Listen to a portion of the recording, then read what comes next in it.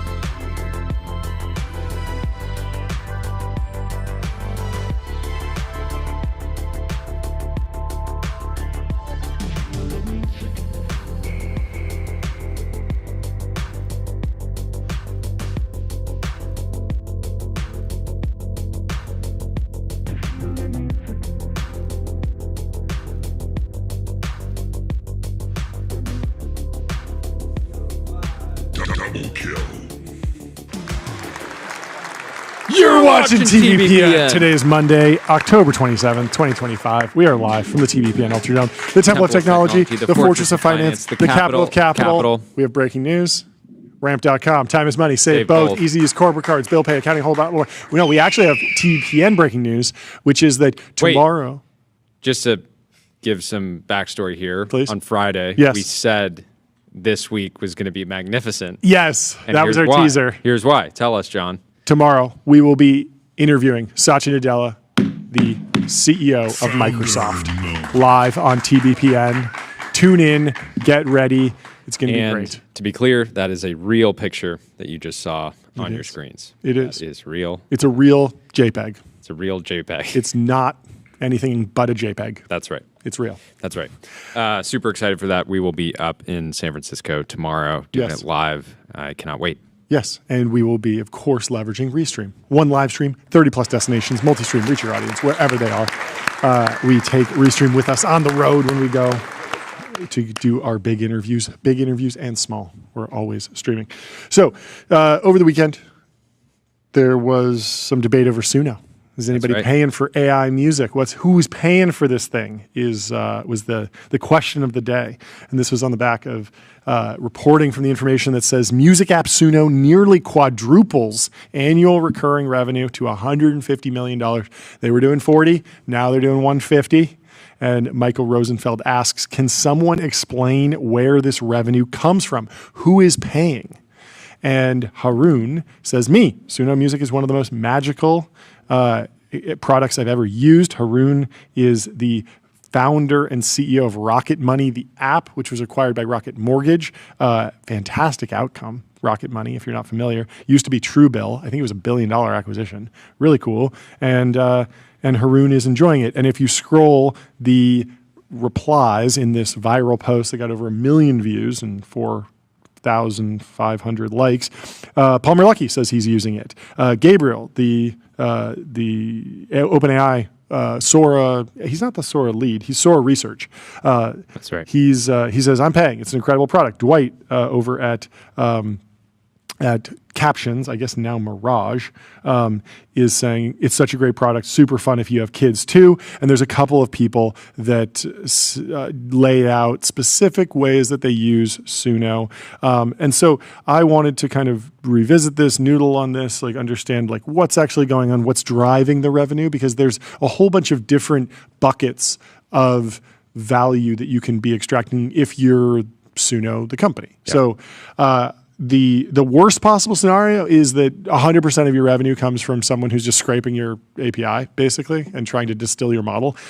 If we went back to what happened with DeepSeek, DeepSeek was paying for GPT-4 tokens, but GPT-4 obviously was generating money from all over the place and had people paying for knowledge retrieval and a whole bunch of different use cases, coding tokens, all sorts of stuff. And so it wasn't exclusively that, but you could, in theory, the most circular problem, the one that would be really throwing out the red flags would be, is it all coming from one customer, some other lab, or someone who's just trying to basically distill everything that you've done. That's clearly not what's happening. You can see that so many people love it. And if you add up the number of reviews on the iOS and Android app store, it's over 1 million.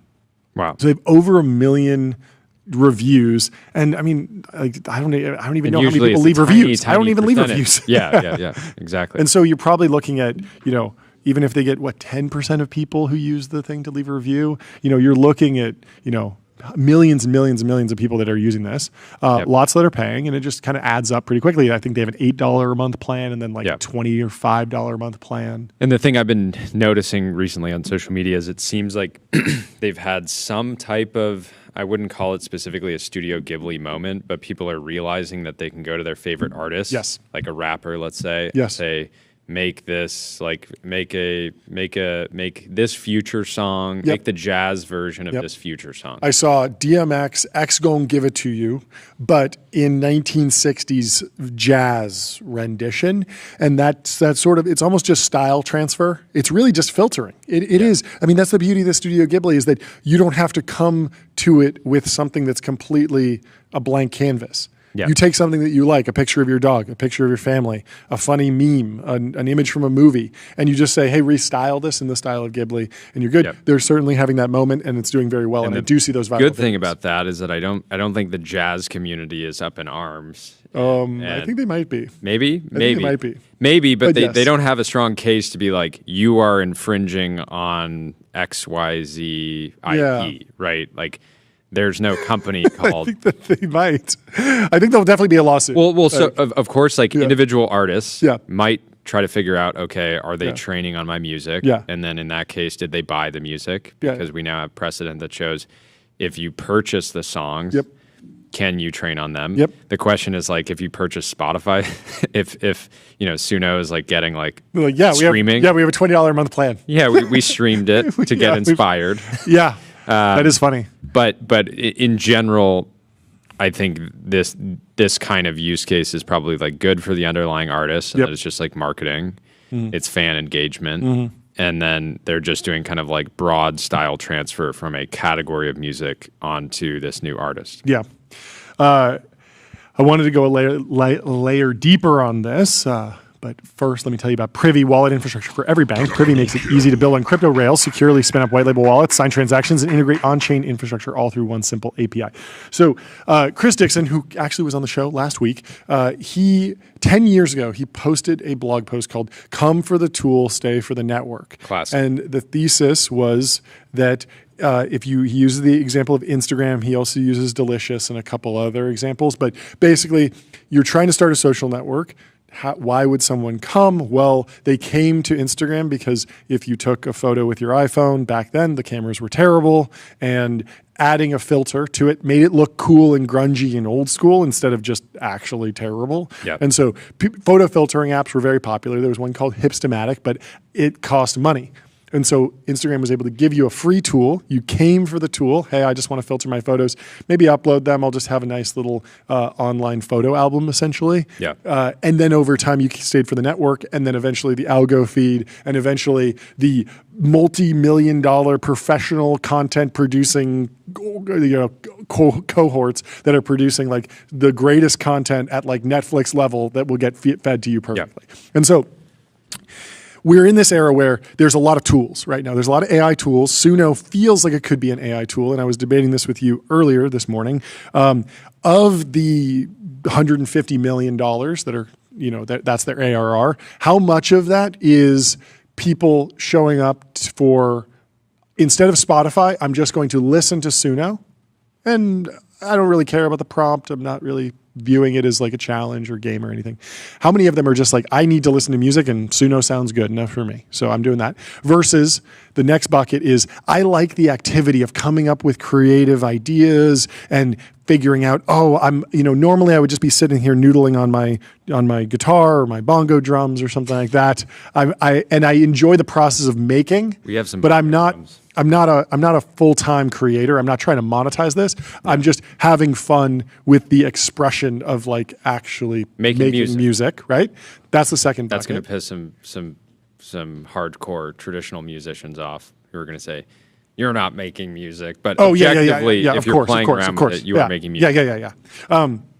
And then the third bucket is like like your job is to create content. You need music for your content. Maybe you understand that if you take a popular song, you take the latest Taylor Swift and you make it 1950s theme, that will go viral and you will get a lot of impressions on Instagram, on TikTok, on YouTube, and you will just make money. Or you're producing a documentary and you know what? You need some sort of background music. Yeah, or a startup making a launch video. Yeah, right? exactly. And exactly. historically, they would be like, Go to stock music. Use stock music. Yep. Are we going to use like copyrighted music and just wing it? And if it gets taken down at some point, you know, whatever. But there's tons of different. So there's those 3 buckets. And my question is, like, in the early Instagram days, no one was going to Instagram being like, yes, I'm a professional photographer. I did a wedding shoot and I need to filter the photos. I'm going to use Instagram. They were like, no, I'm good with Photoshop. Like Photoshop's fine. But, and no one was going there being like, yeah, like I just want to look at something great. I'm not into this whole like watching Friends on Netflix thing. I'd rather just scroll Instagram. No one was into that because there was nothing there. And it was just like a couple filtered photos from your friends. You'd see like 1 or 2 updates a day in the early stage, in the first few months. And so nearly all of the early Instagram usage was this middle case of coming for the tool. You want to just filter a photo on your phone. Instagram lets you do that. And I'm wondering for Suno, what's the percentage now? Are most of the people there because they want to be full-time content creators? They really need it as a professional tool. How many of them are viewing it just as like a video game, essentially? Yeah. And then what will it be over time? Will it be something where you've prompted it enough that when you get in your car or you get to the gym, you just say, you open Suno and you just say play because you've prompted it enough? And I feel like it's very much in that second bucket of video game like. It's fun, it's entertaining, and that's certainly where Sora sits right now. And the question is, like, if you come for the tool, will you be staying for the tool? Will you just live in tool land forever, or will you eventually, will this become a network? And I mean, so my lens on it right now is that it is such a it is still, even though we've had this technology for a couple of years now, broadly available, it's gotten a lot better, and it's just so undeniably magical to be able to generate a song. I mean, I remember growing up, being into music, it was hilarious. And my dad is a musician, and my dad would be like, I'm gonna make a song about the last week of school. And he'd play a song and he'd sing it, and it would be entertaining for the whole family.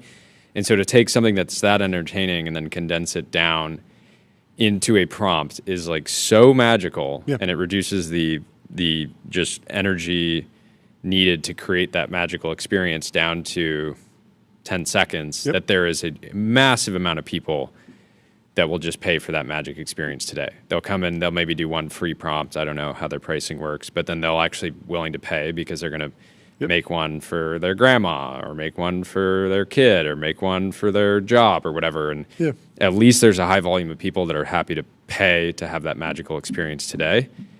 And so my view is like, there's a lot of people that are, I'm sure, generating these and not even sharing them that broadly, right? They're just sharing them with friends, family, etc. We're just listening to them themselves. So that's the thing. Again, we should have the founder on, but I don't believe that these songs are for listening to yet. I feel like they're for entertainment, but not passive listening. I might be wrong, but that's my current sense. Like looking on their website right now, it's make a country song about Jess being late.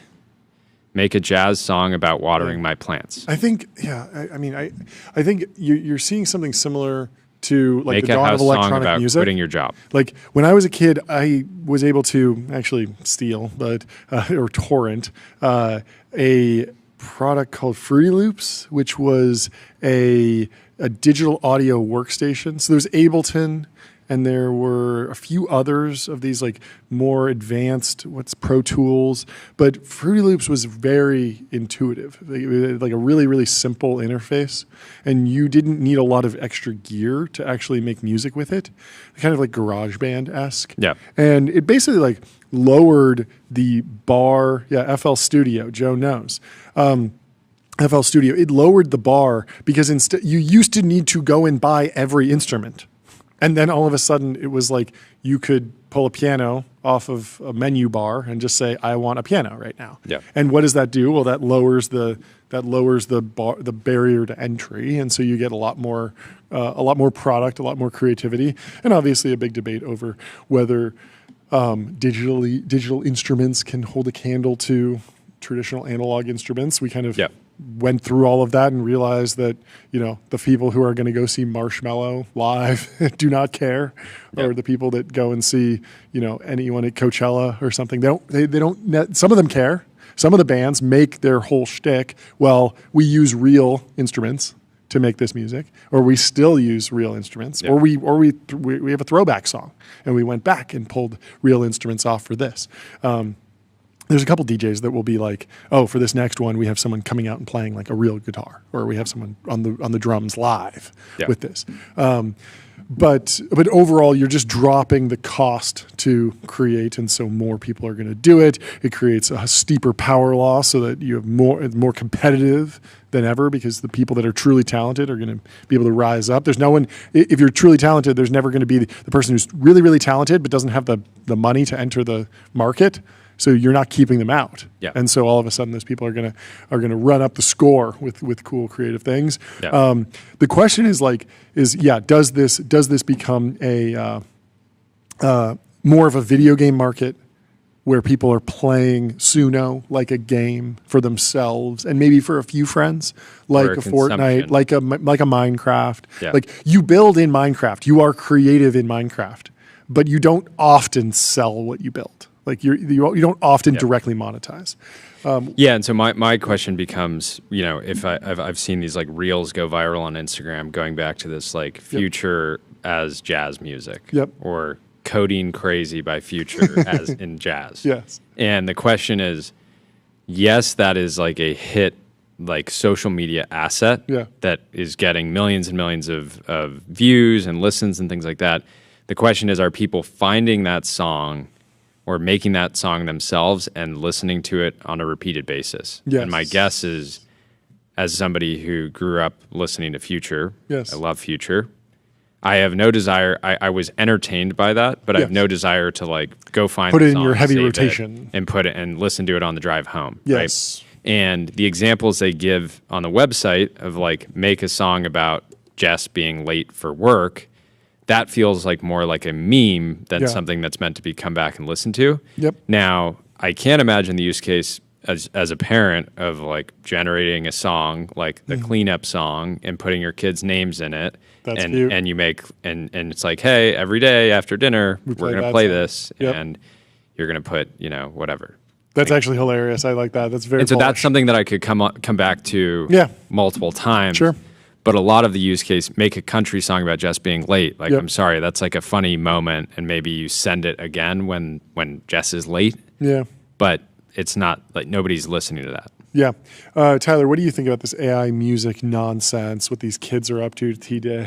I mean, I think current songs are like quite gimmicky. Yeah. Right? So it's like you have a country song, it's about AI data centers in space or something. I saw that too. Oh, I saw that one, yeah. And it's like, it's fun, but it's very much like a gimmick. It's not like, I'm not going to actually listen to this. Yeah. It always almost collapses down to just like, you could just tell me the prompt and I'd be like, oh yeah, that would be funny if there was a country song about AI data centers in space. I don't actually need to listen to the instantiation. I think the quality bar for music is actually like quite high to get people to actually start listening. Totally. Yeah, could you actually play the bongo drums while you talk?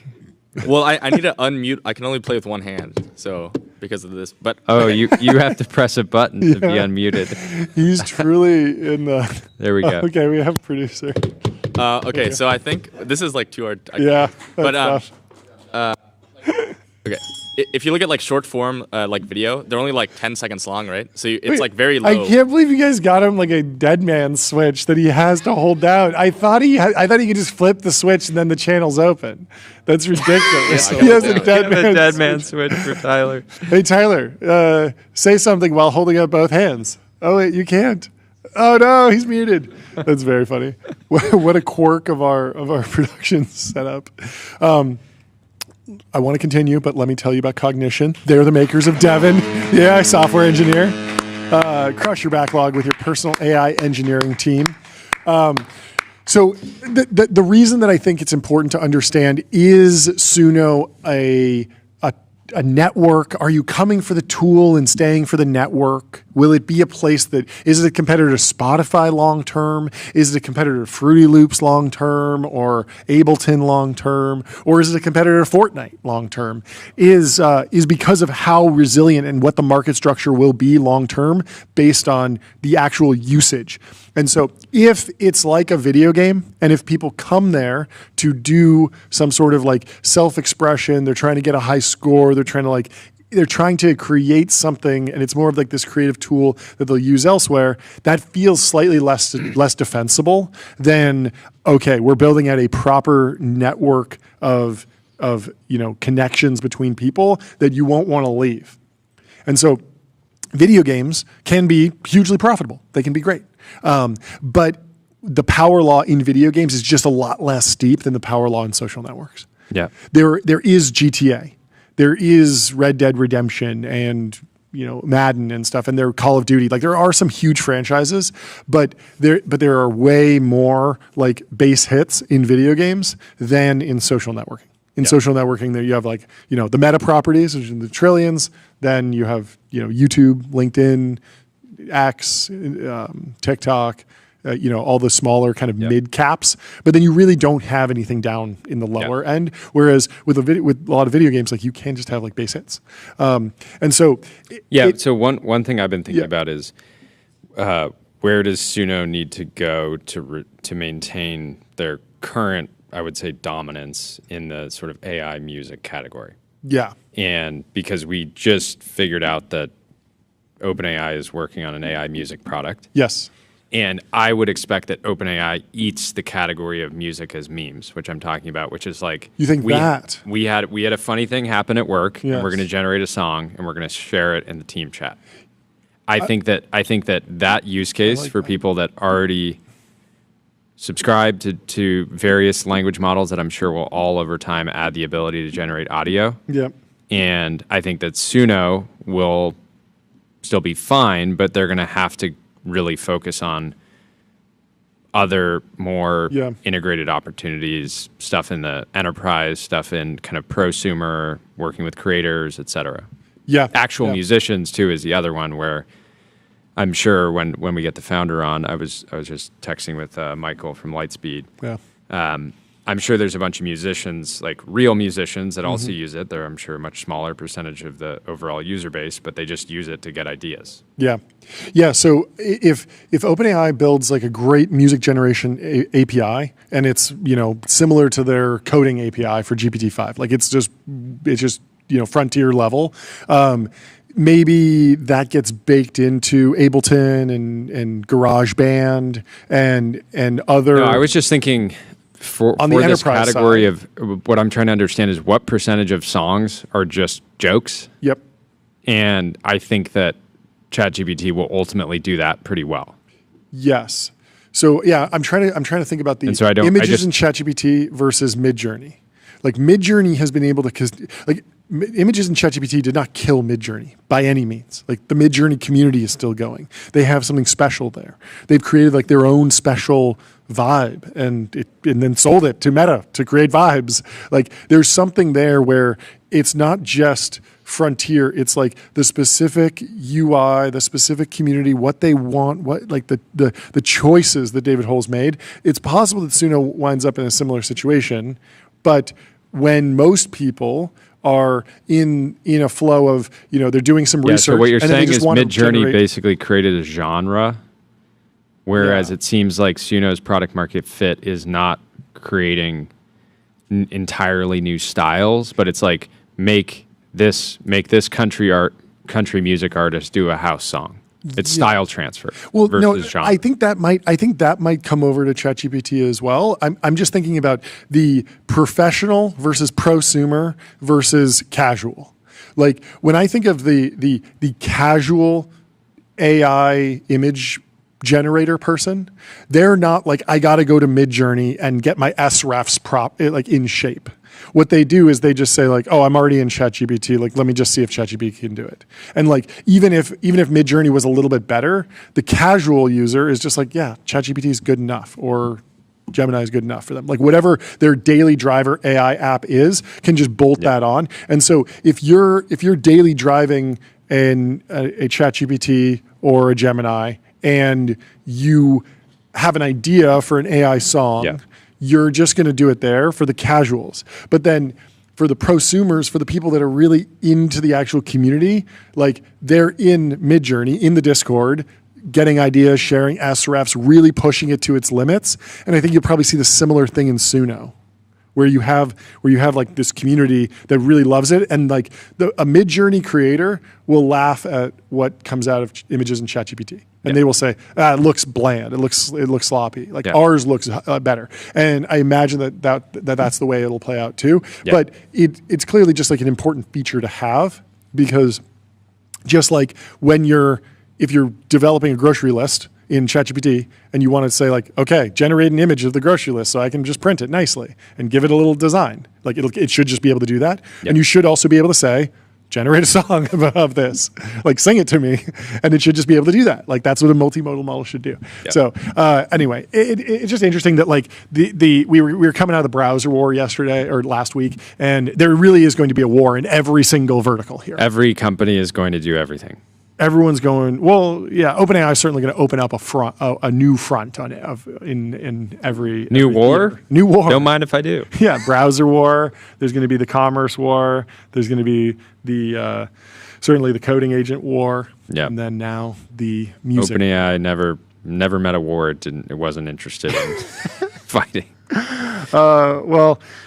Let me tell you about Figma.com. Think bigger, build faster. Figma helps design and development teams build great products together. You can get started for free. Go. People are really having fun in here. AI-generated music from Suno V5 is now nearly indistinguishable from human-made songs. In blind tests, listeners guessed wrong as often as they guessed right. I wonder if images are at a similar level. Is music ahead of images? What do you think, Tyler? So I saw someone, I forget exactly who it was, but they were doing a quote tweet on this. And what the paper actually says is people who have never heard AI music before couldn't tell. Okay. But people who have heard a lot of it can tell very easily. You see the same thing in text. Yeah. Where people who don't read a lot of AI generated text have a very hard time distinguishing them. Yep. But like you or I, we write a lot of clock it all the time. Yeah, it's very easy to tell. Yeah. So I think it's a similar thing there. The first big AI music moment for me was people that know me know I love Gunna. Yes. And 2 years ago, somebody made an AI album for Gunna called Slime Pharaoh. That was the first moment where I was like, okay, if I was maybe distracted and somebody put this on and I was doing email or something else, I was busy, and they were like, hey, Gunna just released a new album. I'm playing, listen to this. I wouldn't have immediately clocked it as AI. But that is like a distinct type of music that, he's not always like, enunciating words, sure. Super precisely, right? Yeah. If the underlying inspiration is a little bit sloppy, then the AI slop on top is just fine. And he just has. Yeah, I'm actually kind of excited. I know we were a little bit bearish on that YC company that does AI generated launch videos, but I do like the idea of an AI agent that moves across all the different domains. So you come up with a concept, it can build out a script, and then it can build out a song, and then it can build out imagery for all of those and mash those all up and just like kind of puppeteer and let the different systems cook for like 2 hours to get you a result. At the same time, it's really frustrating to let something cook for 2 hours and it comes back and it's like sort of a mess. I kind of did the manual version of that with Tyler, my personal agent. I had Tyler generate TBPN live streaming from every different historical innovation moment. So the steam engine, the light bulb, the discovery of DNA, and he did a lot of hard work on it. And it probably took, I don't know, an hour of rendering across all of them, something like that. What do you think? No, it was definitely faster than that. because you can. I actually used FAL, and Oh, you can run you them in did. parallel. So Okay, so you ran everything in parallel. yeah, And it was like 16 videos. So Yeah. it still took like 10 minutes maybe. And it Okay, just I needed- have a song. okay. Gonna F You Mean, 1982, Soul Funk 1982 version AI Soul Funk? cover. Okay, let's play this. Let's play this. I think we won't get demonetized because of this. That's a beauty. Oh, this is okay. This is gonna.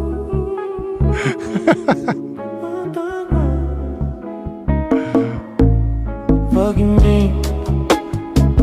It's pretty good. Yeah.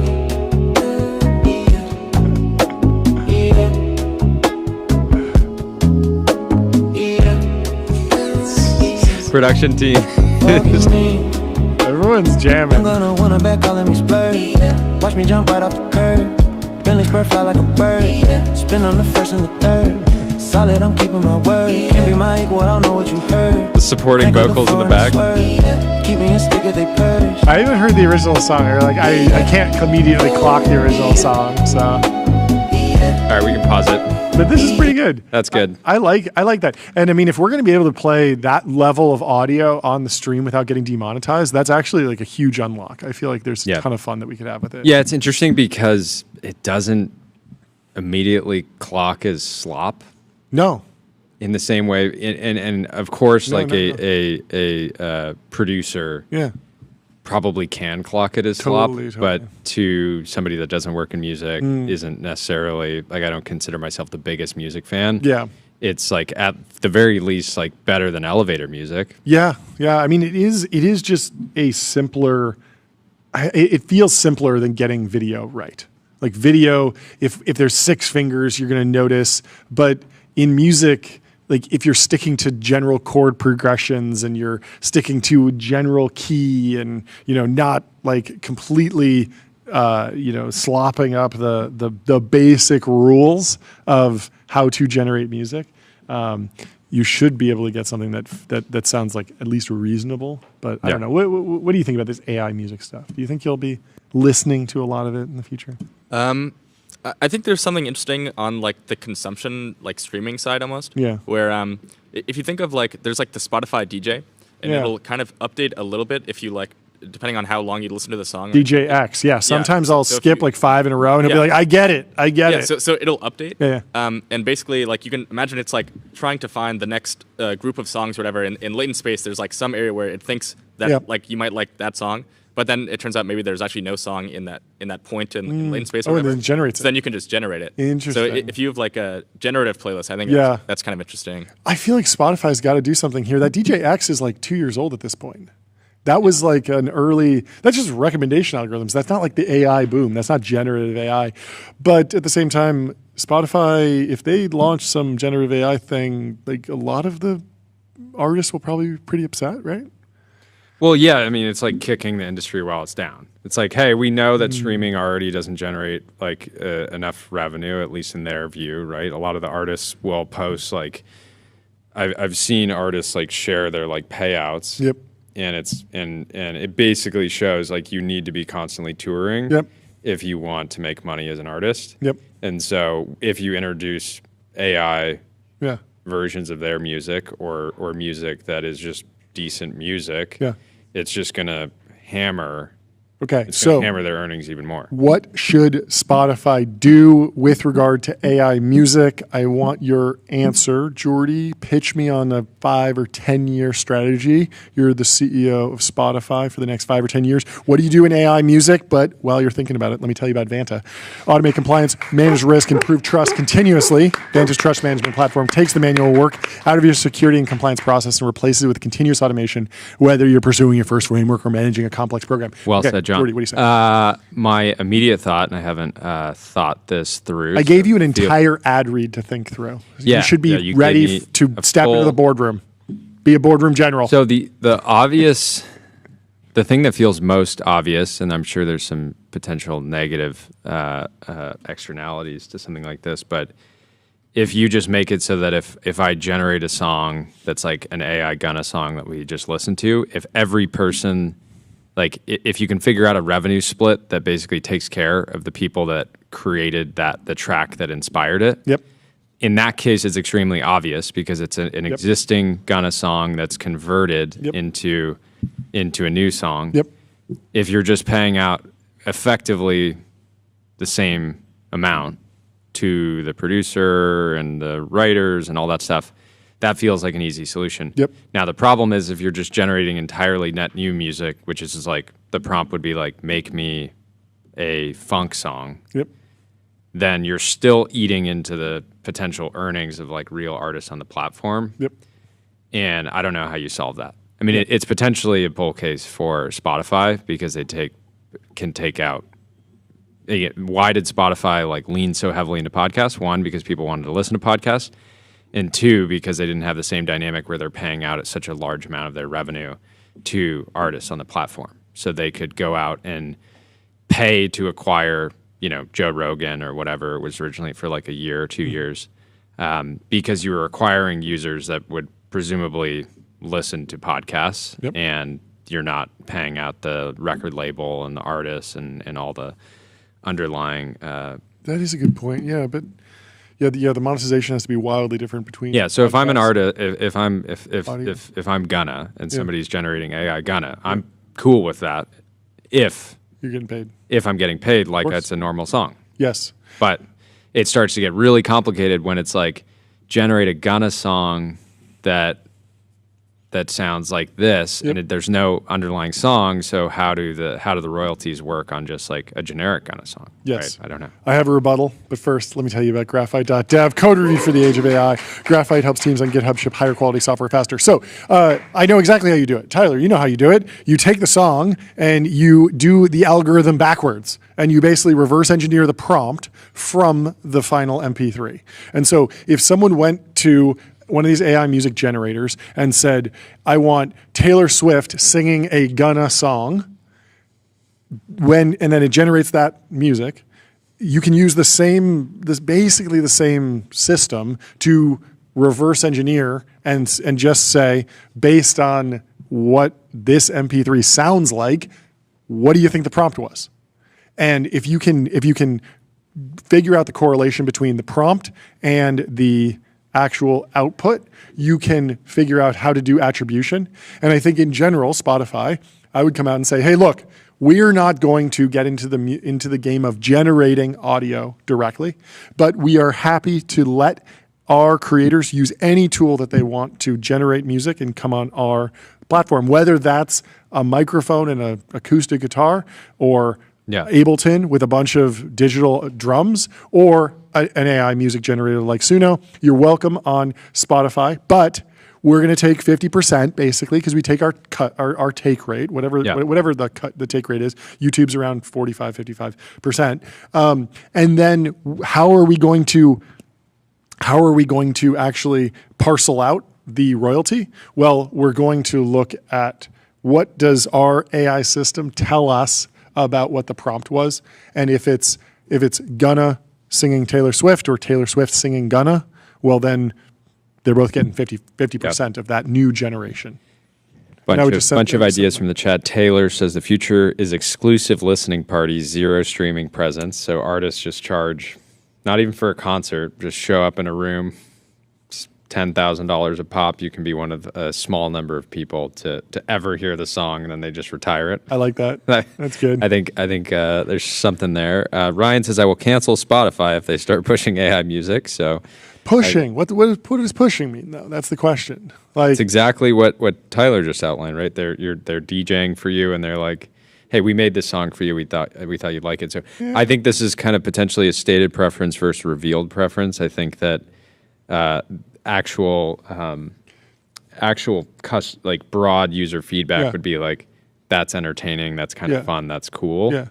And I say that because people like doing this Suno stuff. If I'm scrolling my X feed and I see Harry Potter Balenciaga, which is AI generated, is X pushing that on me? Or is that just a good MP4 that day? People liked it, and so it rose to the top of the feed. I would say the latter. I would say that it's not like there was any But mandate. Spotify is historically less algo driven, right? It's like we have this, But they have we an have this algorithm. like basically billboard in the homepage. Yeah, and we're of just course, going to of put course. stuff there. But they have an algorithm, and the question is if there's, I think there's a big difference between them actually choosing to generate music and them allowing anyone to come with generated music. But Well, they're already doing that. yeah, there are already artists that are. AV says Spotify should launch a standalone audio Sora or Vibes. That could be interesting. I feel like they're so any business that is reliant on Hollywood or the music industry is just so sensitive. Like actually has this at scale business doing that is so sensitive. And Spotify's in a way different place than OpenAI, which doesn't really have any Hollywood connections, and even YouTube, which YouTube's like the vast majority of their ad dollars and creators like do not come from any sort of Hollywood organization, any sort of large organization. Spotify does really have like a few key massive partnerships that they need to keep happy. John Philippide said Spotify buys Suno. I could actually see that. Well, if you need to generate some media, head over to Fall, the world's best generative image, video, and audio models all in one place. Develop and fine-tune models with serverless GPUs and on-demand clusters. Speaking of Taylor Swift, Travis Kelce is here to save Six Flags. And the Wall Street Journal has a fantastic look at that header image. Like, what is going on with that collage? Is that AI? I don't know. It looks like some sort of illustration, but it's a lot of fun. Have you been tracking what Travis Kelce is doing with Six Flags?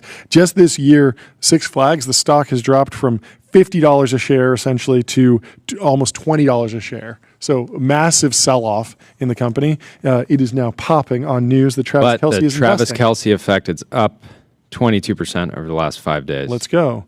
The stars of the Super Bowl always celebrate in the same way. They bask in confetti, hoist the Lombardi trophy, and then proclaim where they plan to celebrate their epic victory. I'm going to Disney World.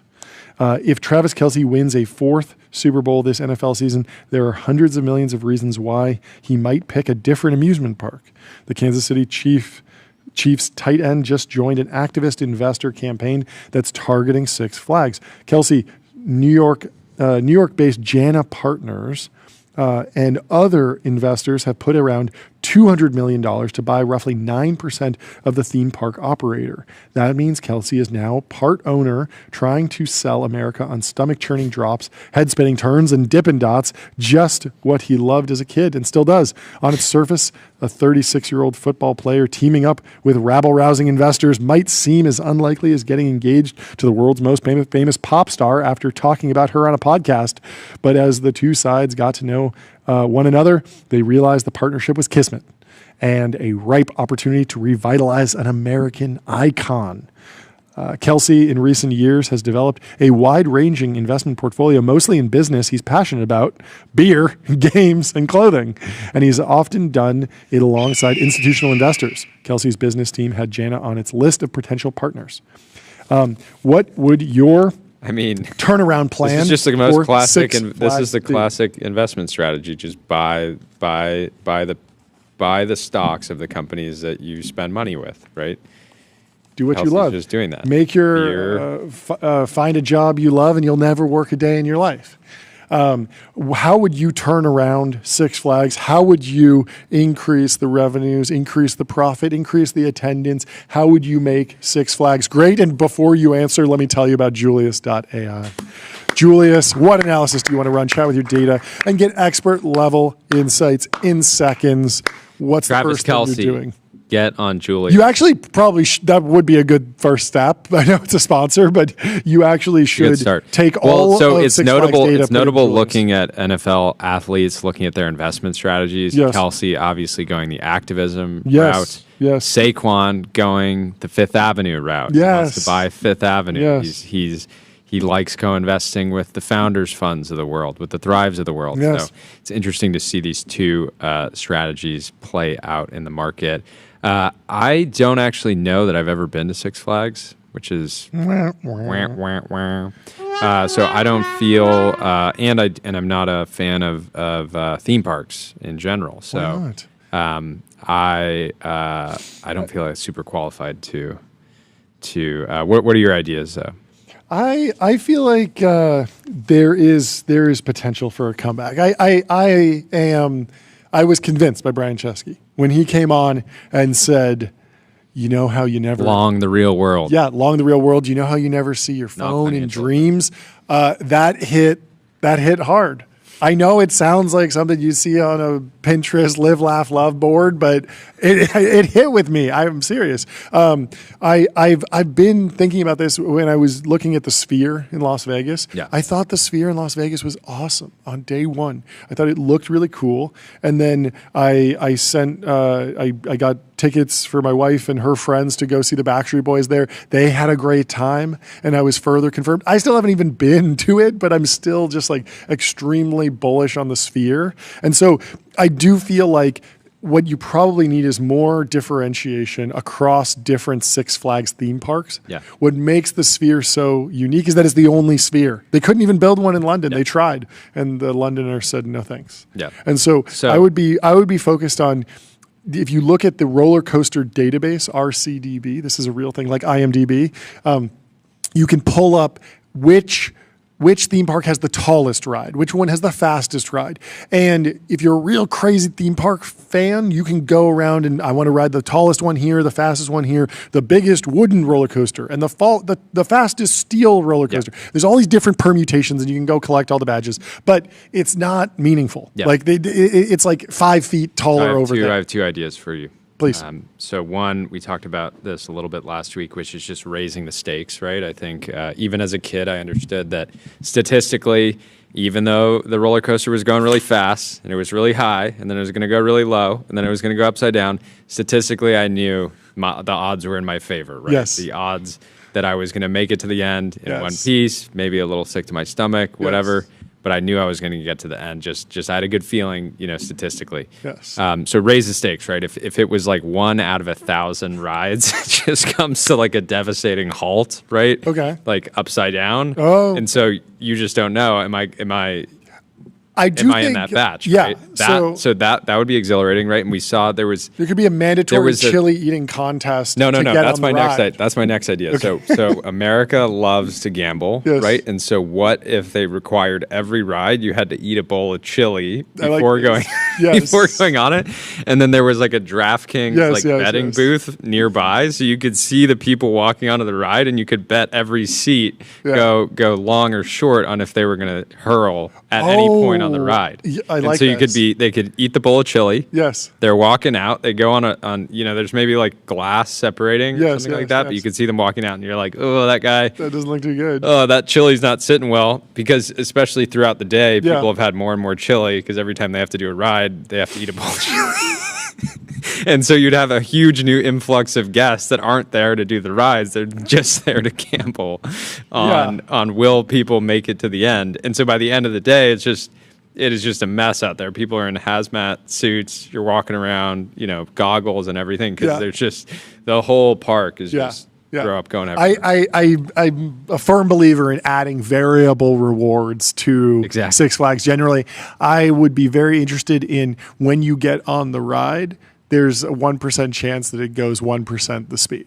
And so you get on and you're like, you got unlucky and you're going to be on this for 2 hours now. Yeah. And it's just going to be clinking along just 1 inch at a time. Yeah. And you're just like, I caught the raw end of the stick. Yeah. I got the short stick. So another one, like lottery upsells for every ride. So we're basically I'm just trying to pure gambling right now. Just trying to juice their margin. Okay. You got people going. Yeah. How do we get more dollars out of every guest? Yes. And so I think, if you have an option, you're waiting in these long lines, right? If you have an option to buy, people walk around with an iPad and say, like, would you like to do digital slots? Would you like to buy a lottery ticket?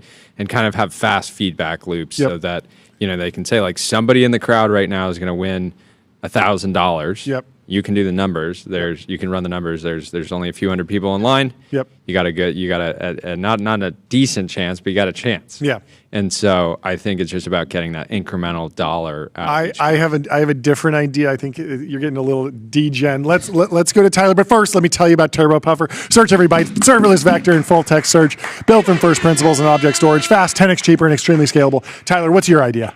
I think I like the while they're on the line doing stuff. So Yes. I think data labeling would be good. Now that's actually Yeah. great. Yes. Go this kind of scale Yes. AI route. I would take it a step further. You know those like big, massive LAN parties with just tons of monitors, like the JP Morgan. I would make the JP Morgan experience with a bunch of quad monitors, and you could go to Six Flags and you just lock in, and they just have Google AI Studio cooking on every monitor, and you just go to you get in the line to go vibe code. You chat with models, you vibe code, you monitor usage.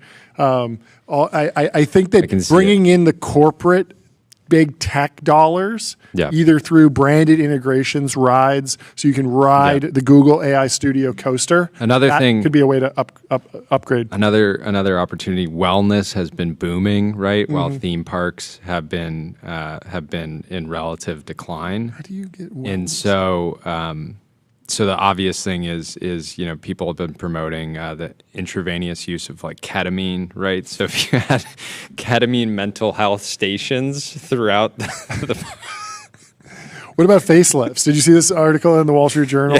Why tech bros are getting facelifts now? Yeah, so it needs was to turn burning up into a the wellness destination. You can get So you can get a facelift. I'm not familiar with this at all. This whole story, but people were. Wait, so having fun pull with up it at this the time. picture. I think they're trying. I mean, Whoever this dude is getting Dr. Ben Tale. He's a 60-year-old who runs a solar and tech business. He had an advanced deep plane facelift and neck lift with SMAS optimization as well as other procedures. Well, I mean, he looks great. He's looking great. I think this looks like a good ad for facelifts, if you ask me. Yeah. Well, Keith Raboy, friend of the show, got a nod in this article. Really? Tech is a young person's game. In a 2024 talk, Keith Raboy recounted advice his fellow investor Peter Thiel once gave him. You can't hire anyone over 30. It's unsurprising then that men in tech are increasingly spending thousands of dollars on procedures such as mini facelifts, neck lifts, and eyelid lifts to beat the signs of aging, according to plastic surgeons. Yes, the latest addition to the tech bro look is a brand new face. Tyler, maybe you should go 10 years younger. Maybe you should try and look like a 5-year-old. Just maybe you should shave your head and get like that one curly cue, like the baby, the baby with the single hair. I need the Cartoon propeller. baby. Yeah, the cartoon baby. That's the way to do it. You would have to get you could get a facelift, but then make your face a lot wider too, like round. You need to you need to get on some sort of diet that gets the baby fat back on. Instead of working. Oh, that's just filler. Tyler filler? just gets so you much just need so much filler. You just have a baby face. That'd be ridiculous. I'm amazed that people were quick to volunteer their own personal stories for this article. Who did? But I guess Anyone we know. all the people in the photos. Yeah, but are these people know in tech? I don't know, but they're tech No, this entrepreneurs. is an If you scroll unnamed down, patient. I mean, you need to ID these people. oh, Men unnamed used to- patient. Okay, Men used to wait but until they're their saying it's a 60s or 46-year-old tech executive. Tyler, figure out every 46-year-old Reverse tech engineer who this exec. is. Anyways, I think don't it's know. cool. I don't have a problem with it. Yeah. People Well, should. if you're trying to do facelifts, you need to get your brand mentioned on ChatGPT. That's right. Get your plastic surgery firm mentioned on ChatGPT with Profound. Reach millions of consumers who are using AI to discover new products and brands. The White House has posted that the console wars are over.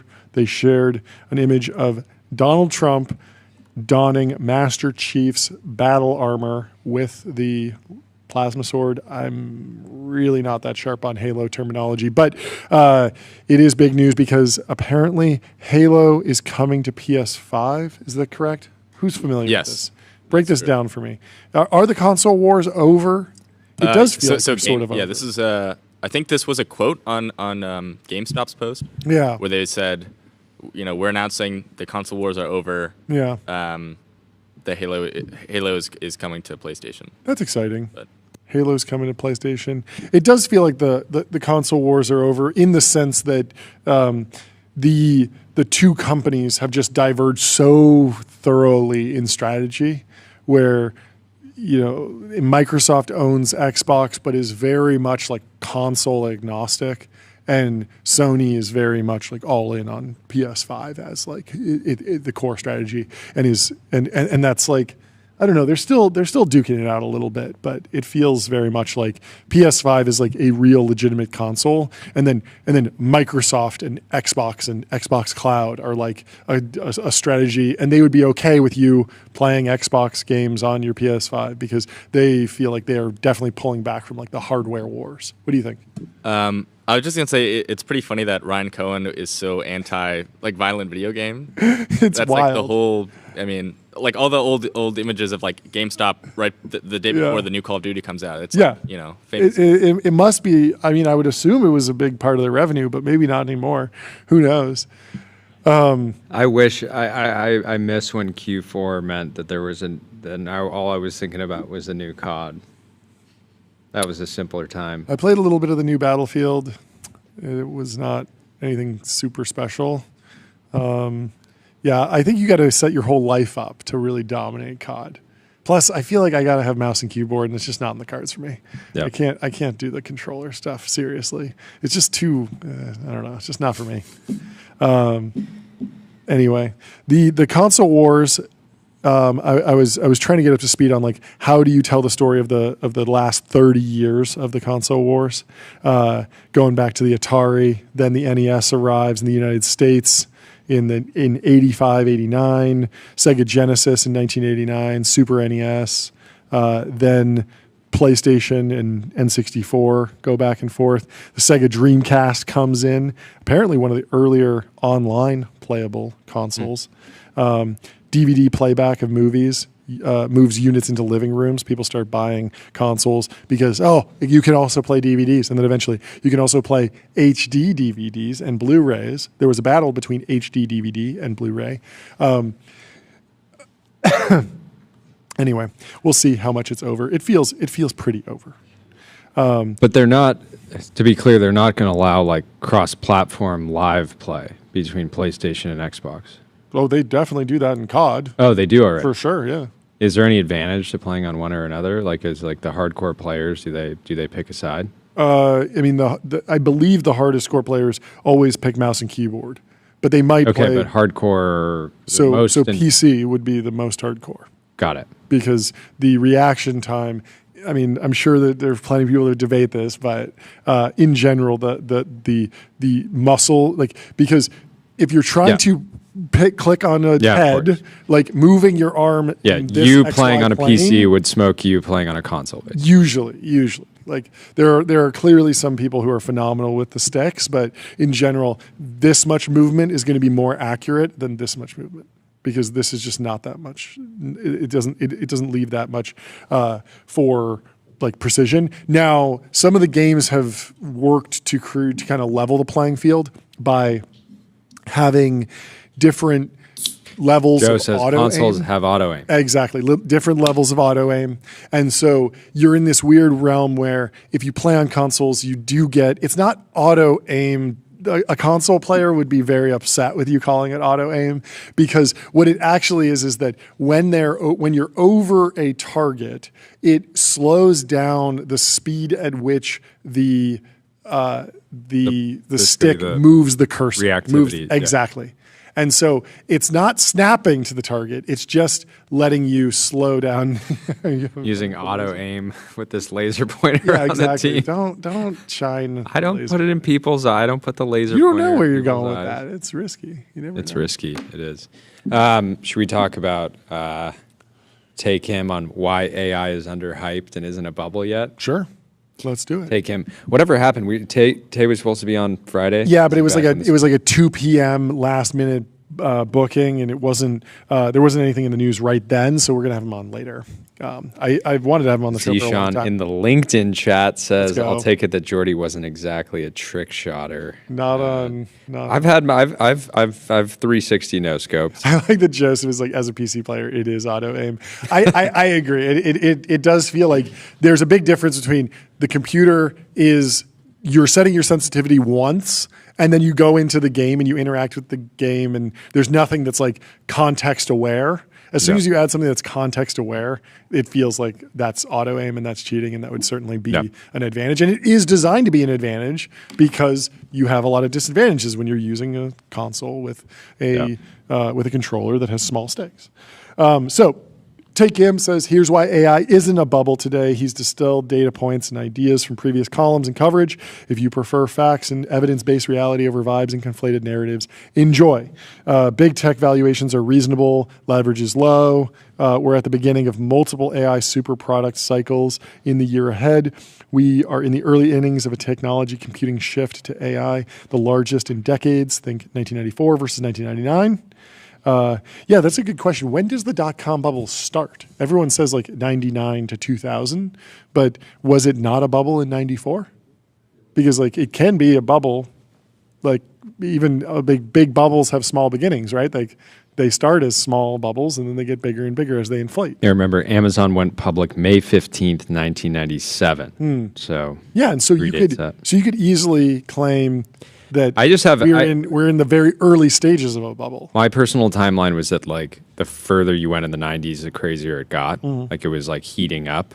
Yep. And there was plenty of people that made insane amounts of money like prior to the bubble, right? Totally. And a lot of them probably wish they held a bit longer, but no, I think a lot of them are happy they got out when they did. Like, well, sure, but again, like a lot of like the euphoria. I'm talking about I've talked to some folks who are like they founded a company in 1994, they sold it in 1998. It does not exist. It didn't exist. It does not exist anymore. It didn't exist in 2002, but they wound up with like $100 million liquid, and they're like set for life. Yeah, because they like nailed it. That's enough to retire. Yeah. Kidding. I feel like the debate comes up like you still have to work is 10 million enough to you still have to raise a VC fund and LARP as a VC for a little bit. Continue. Well, we actually have our first guest of the show. Okay, we can come back to let's go to space. Let's go to space data centers. Our first guest of the show is Philip from StarCloud. Burning up the timeline. Philip, how are you doing? Good to see you. The current thing himself. Did this all kick off with NVIDIA posting about you? Was that when the kerfuffle began? I think that was the catalyst, yeah. Okay, so thanks so much for having me on, by the way. I've been a huge fan since day one, so I am glad to have you. This is why the show exists. We address every timeline that is in turmoil. So break it down for me. When did you start the company? What's the pitch? And then we'll go into some of the like. Why are the haters wrong? Yeah. But just give me like the recent backstory. Yeah, so we started about a year and a half ago, at the beginning of last year. We basically in that time built a satellite. We've got the first launch coming up in a week, and that's why NVIDIA just posted their first thing, because we're going to be launching the first H100 to space, so about 100 times more powerful GPU compute than has been in space before. Okay. And yeah, that's the sort of brief history. Okay. What were you doing before this? So I started my career as an engineer for 5 years, studied applied math and theoretical physics undergrad and masters, and then I spent a few years at McKinsey working with the space agencies of the UAE and Saudi government. And then I founded and sold another company not related to this, and then moved my way into this. Here you are. Harvard, Wharton, Columbia. He's been to every academic institution. Collecting them all. What is the strategy for this first launch, this first satellite? Like what are you trying to figure out with this launch? Yep. What is the value of putting this H100 into space, and then kind of like how do you think about the timeline? Because I think like I would say like overarching criticism of data centers in space has been like I don't think people generally believe that this will never happen. It's more of like a debate around like the timeline on which it happens. Yeah. Which is it's a fair debate to have, I think. So the first satellite, the reason we're launching this, lots of people believe that you can't run terrestrial data center grade GPUs in space because of high radiation environment, and you need to dissipate the heat in a vacuum. So this is really a demonstrator. It's a 60 kilogram small sat. It's launching on a Falcon 9, a quarter plate there. And so we'll be running high-powered. We'll do a whole bunch of firsts. We'll be the first to run high-powered inference in space on imagery from working with various DoD customers. We'll announce that soon. We'll be the first to train a model in space. We're training mini GPT from Carpathy. We'll be the first to do we're running a version of Gemini called Gemma, which is like a cut down version, working with Google Cloud on that. So we'll do some fun demos. Like, for example, you can SSH into it and then just ask it things like, where are you now and how does it feel to be a satellite? And it will give you a kind of coherent answer.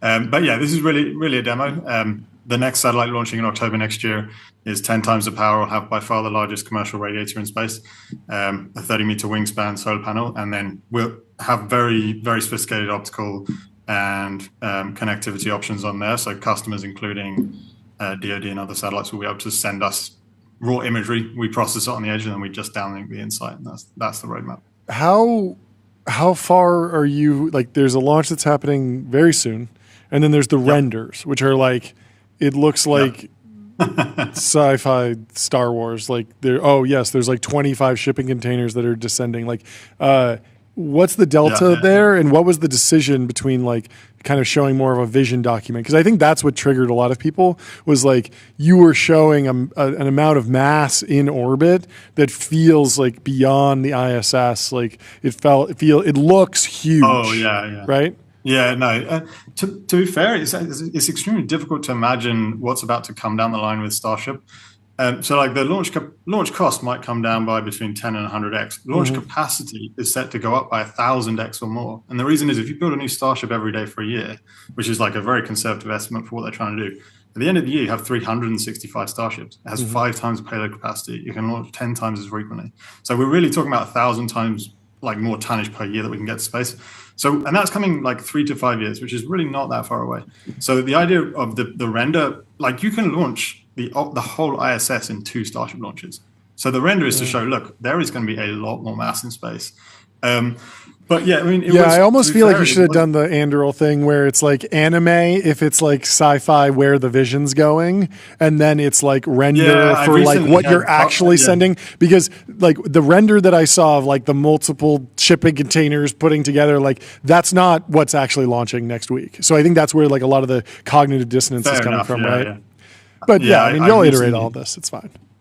I recently saw Palmer talking about that, and I was like, man, that's actually pretty cool. It's nice to have, because there is a value for like the vision document. Like, where do you want to go in 10 years? Yeah. But it just hits different when it's like the official NVIDIA account is sharing this render, and it's like, okay, like that feels like it's happening soon.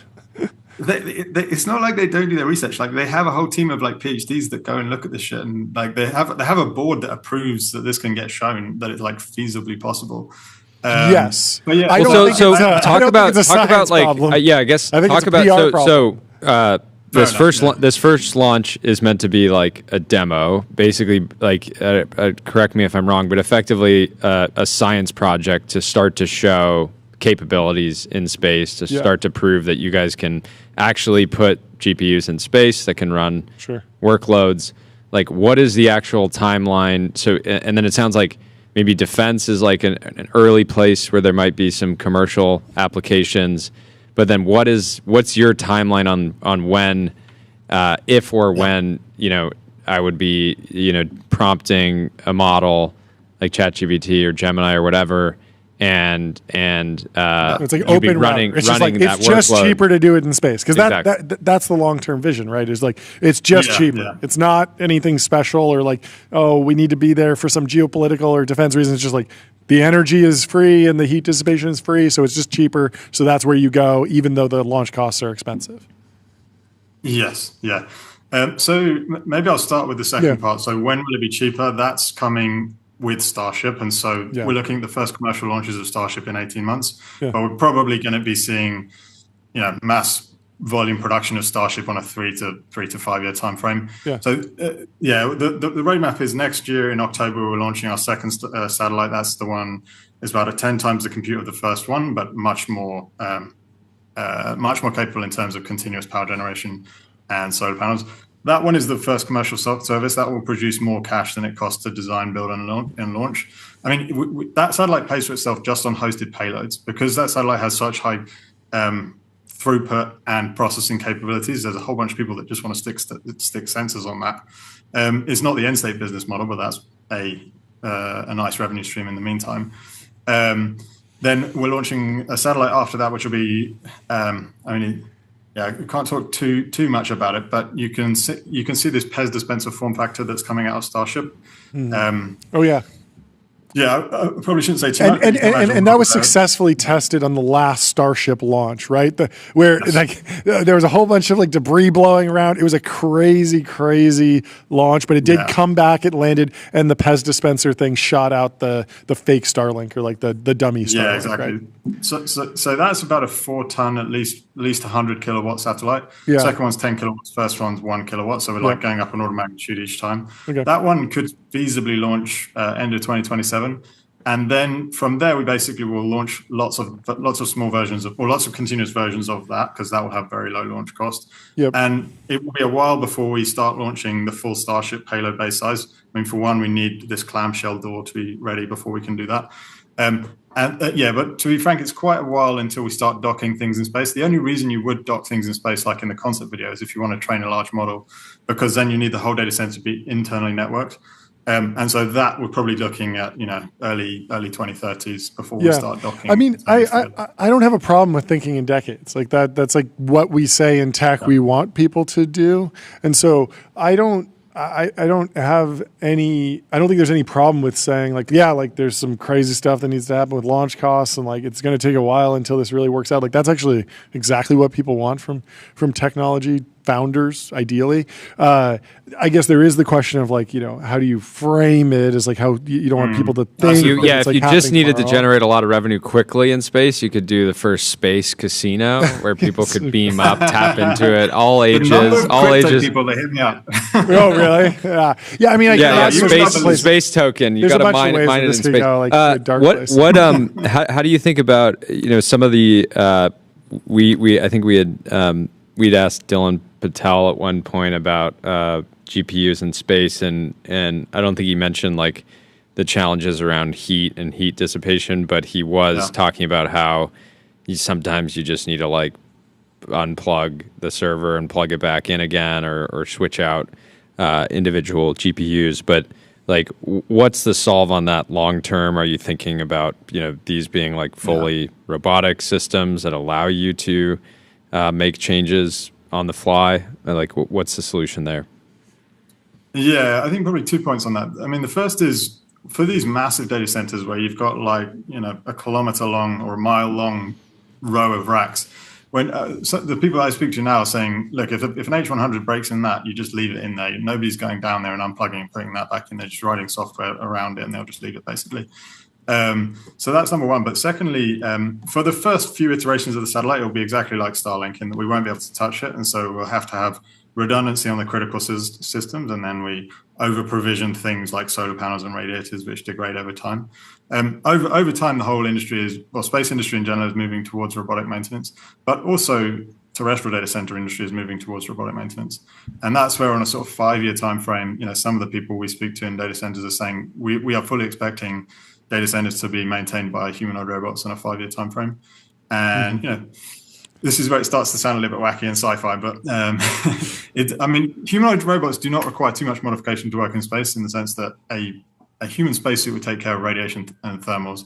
You would need to retrain it slightly, but that's maybe sounds a little bit wacky, but robotic. Well, it doesn't have to be a humanoid, right? Like there's a bunch of other form factors. It could be any form factor, but humanoids will be mass produced, so probably the cheapest. It's interesting. I want you to react to Andrew McCallop's viral post. It got 7,000 likes, breaking down a bunch of different things.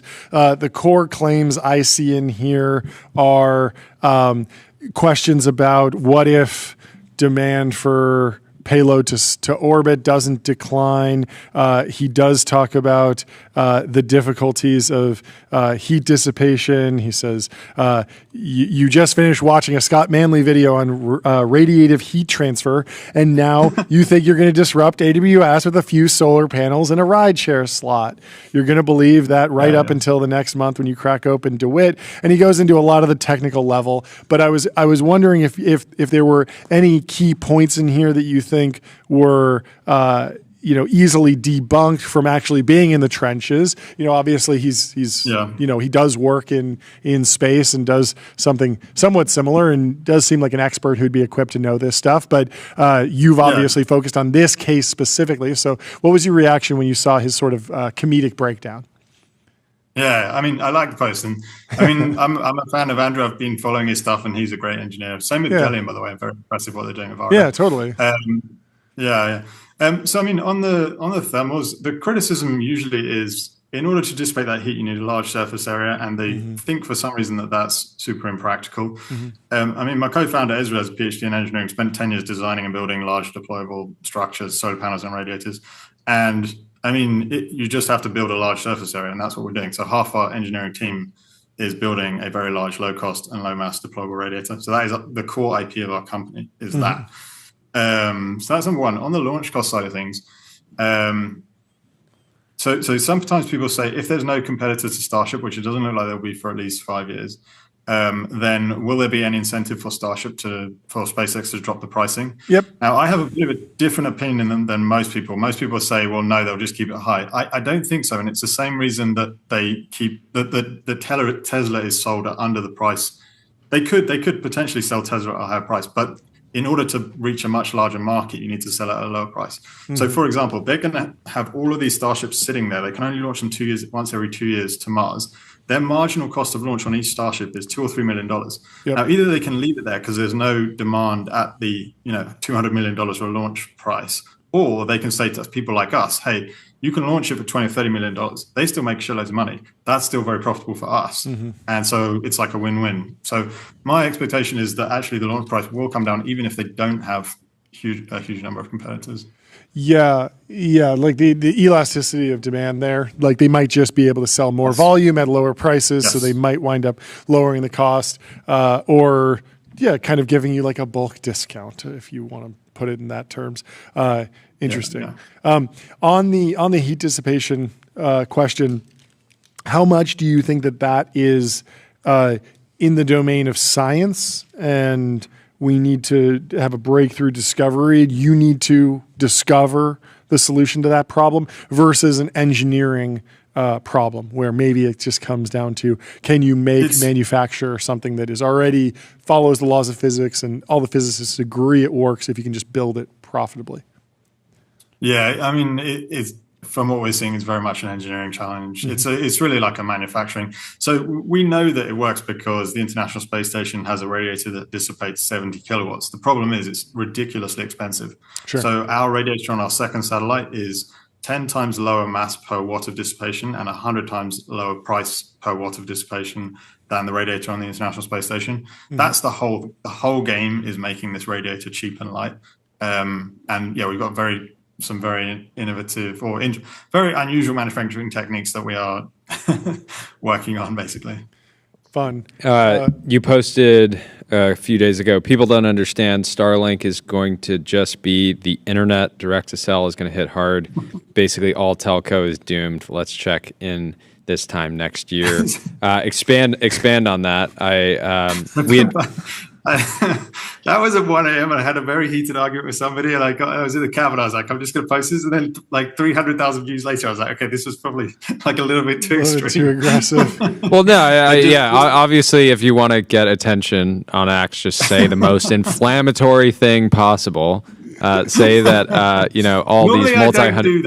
Yeah. No, but what's your view on how quickly, we saw news on Apple exploring something with Starlink on direct to cell. Yeah. Seems like every major manufacturer is going to be interested in this. And then there's also that other company that's like a competitor, right? That what is it? That is Verizon propping them up. They don't have any satellites. ASTS. ASTS. Yeah. No, I don't think they have any hope in hell. And the reason they don't is because, sorry.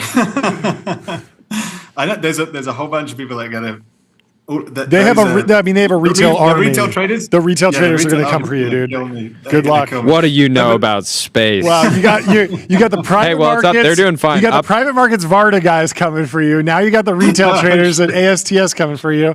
You got no friends in this foxhole, dude. You got to get out of here. ASTS is up 7% just today. Oh, so that's so good. That's amazing. So Well, no, I mean, okay, I want them to succeed, and I'm like, Okay, fans well, in that general. case, I reverse my entire gonna- position. 7% move. Let's go. That's very funny. Yeah, I don't know. It's a launch cost thing. It's a launch cost thing. Sure. They can't compete with Starlink on the launch cost. So, yeah. Yeah. I mean, that argument can be leveled against us, by the way, as well. So, Yeah. it's a well, fair- so on what are the telco companies gonna do, because they're multi-$100 billion companies? They're not just gonna roll over. How do you see them kind of reacting? I mean, it feels like there's lots of multi-$100 billion companies that just get backed into a corner and die. I mean, Blockbuster was a $100 billion company. You are Doesn't mean it's such a gonna survive. space maxi. This is- Well, no, I I guess mean, you my, might be my- right over it just depends on the time frame, but Well, no, it just doesn't seem like mean, it but just what I doesn't mean seem is like people don't- internet backhaul is not going to move to Starlink in the next 5 years. This is not going to happen. Like there'll be undersea Akamai, cables for sure. There'll be Right. undersea cables. For sure. Yeah. But the thing people are underappreciating is the amount of capacity they can launch per Starship is absolutely mind blowing, and that is coming in 18 months. So, and that's like proper hardcore, very high bandwidth direct to cell in buildings, and that's In what people don't buildings. appreciate. In buildings, It's pretty crazy. yeah. So, Yeah. No, I mean, maybe I I'm wrong, but yeah, love, I guess, love like, a Starlink. I guess bull case, they generally. the telecom companies could end up being like Starlink resellers. Yeah. Right? Is that one scenario? I mean, they could be. Yeah. Doesn't sound like the It's one best business to scenario, be in, let's but put it- yeah. Yeah. Anyway, Anyways. thank you so much for hopping on and defending Thank you your so much honor. for having I think you me. did a great job Really defending your appreciate honor. I think you're thinking in decades. I'm excited for you to continue you so working much. on this. how you're in the Washington area, right? Yes. we're in Washington Redmond, State. Washington. How's what's the scene like in Redmond before you go? Good. How's the energy? I mean, there's a lot of it's where Kuiper and Starlink are. So all of the people, I think 95% of satellites launched in the last 2 years were designed and built in Redmond. So there's a lot of space talent out there. But it's not the liveliest of cities in the world. But Well, you guys have work to do. So thank you so much for joining. Fun conversation, you and so much. we're rooting for you. I really appreciate it. We'll talk to you Cheers. soon. Let me tell you about Linear. Linear is a purpose-built tool for planning and building products. Meet the system for modern software development, streamline issues, projects, and product roadmaps. You can start building. Do you want to go into bub talk? Are you still interested in talking bubbles, or do you want to Bub move talk? on to something else? We can move on to something else. There's a bunch of bub talk in here. Maybe more importantly, the we maker need of Oreos. we need to hammer bub Bub talk talk? more. I mean, it's been a lot of bubble talk lately, but I feel like we've hit it a bunch. There's a bunch of charts. either Yeah, way. if you're trying to figure out if we're in a bubble or not, I recommend going outside, picking a daisy, and just picking the leaf, picking the petals off. That and going, does it's a bubble. feel like where we It's are not. right now. It's a bubble. It's not. It's Yep. a bubble. It's not. And then whatever you end up landing on, that's what's going to happen. So Yeah, good luck and so- out there. In Oreo world, Mondelez, the owner of Oreo, has trained their own video model for television advertising. They invested $40 million, and they say it cuts production costs by 30 to 50%. I don't know how that's possible. That like it should cut costs by 99%. Like, do you know I don't what know. it takes to do I a just video think shoot? I still think there's a huge amount of budget goes to coming up with good ideas, Sure. and then the like editing, and Yeah. then making infinite variations of it, which Yeah. I'm sure AI will can already do well in some cases. So. Okay. But Tyler I has a still take think on- you pay people to come up with great ideas and then Yeah. execute, but the idea is like actually the highest margin part, right? And so some of the ad agencies I think will do well. Apparently, the Oreo's parent company Mondelez? only spent $100 million on digital print and national TV advertising in the last year. Wait, so they spent $100 million on advertising, And then they spent $40 $40 million on this. top. Okay, Tyler, what's your take on Oreo Net? So this was my idea when we were talking about Sora, where I said that Coca-Cola should release a video model open source, where you can do anything, but every single video has a Coke. Oh model in it. yeah. So they should release this model, make it open source, but there's just Oreos everywhere in the video. You just like can't do anything else. You ask it to like make a picture of your dog, and your dog just is an Oreo for a head or something like that. It just gets crazy. Yeah. That's a brilliant idea that would be abused so badly that it would be shut down within 24 hours. I mean, does this math make any sense? Like, where did the 40 million go? Like, what were they fine tuning? Like, what is it like? That 40 million is ours now. That is ours now. Yeah. Accenture was like, I really want to know. I really want to know the breakdown of that. Was it actually like running the fine tuning? Was it generating, training data? Like, what was the actual project that got them there? I mean, I could imagine, it was somebody took the $40 million and they made an app layer on top of Sora 2. Yeah. Also, if they have a whole bunch of footage of Oreos throughout the 30 years that they've been advertising and doing video ads, maybe 50 years, and they load those in, can they count that as like depreciation or something? It's hard not to see this being like a huge waste of money that somebody high up said, like, I'm going to be the AI guy at Mondelez, right? Because you have to imagine whatever they were able to do today by investing $40 million, 40% of their ad. So again, like, production cost, which is where they're saving money, is not advertising budget. Yes. I would look at the way they're talking about their ad budget as like what they spent on ads plus the production cost. Yep. Like that's the ad budget. Yep. It's very possible that the production cost was like 10% of that. Yeah. So you spent 40% of your overall advertising budget to slash potentially 10% of your budget by 30 to 50%, meaning that pays back the in 5 payback. years.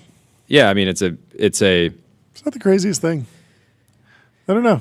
Yeah, but the models will just be one-shotting. I promise you they will be one-shotting people eating Oreos better than your custom this model is a good take. by now. Yeah. Like by the time they finish, it's like they get on Sora 2 and they do it and they're like, oh no, dang, why did we fine tune like some, Oh, they did it with Accenture. I called it. No way. They did it with Accenture.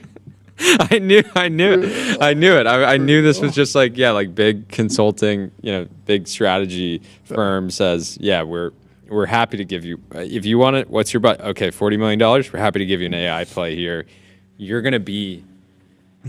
might just be the OpenAI of food. We can help you be the Anthropic of cookies. And then it's just immediately a write-off. It is so crazy that they created their own model. How did this leak? It's so embarrassing. I think they're bragging, John. They're bragging? They're bragging. Mondelez is doing It's like, why are they telling on themselves? Why are they They're telling not, themselves? John. They're bragging. Wait. Yeah, they said the head of the global senior vice president of consumer experience said they're going to use it in the 2027 Super Bowl. I don't know. Is there any reason why you'd want a 3-year-old fine tune? You could have just run 8 Super Bowl ads. You could have run 8. That is actually crazy. That's actually an under. This is so inspiring. If you want to make money in the AI boom, go and get $40 million for a project like this. It's genius. Like you just made so much money. Consulting moment. Yeah. Coop says, sounds bubbly to me. Totally agree. There's really so much money. Nobody has applied. So the friend.com billboard strategy is potentially a new strategy, which is just like buy so much advertising that people can't stop talking about it. Why has nobody done that for the Super Bowl? Like, has anybody bought, like if you really wanted to break through with the Super Bowl, you would buy all 10 ads. Or you'd Friend tried to buy. Can you imagine doing a whole Super Bowl buyout? It's just for how many minutes of Super Bowl ads are there? Could you do 40 minutes of ads? We can't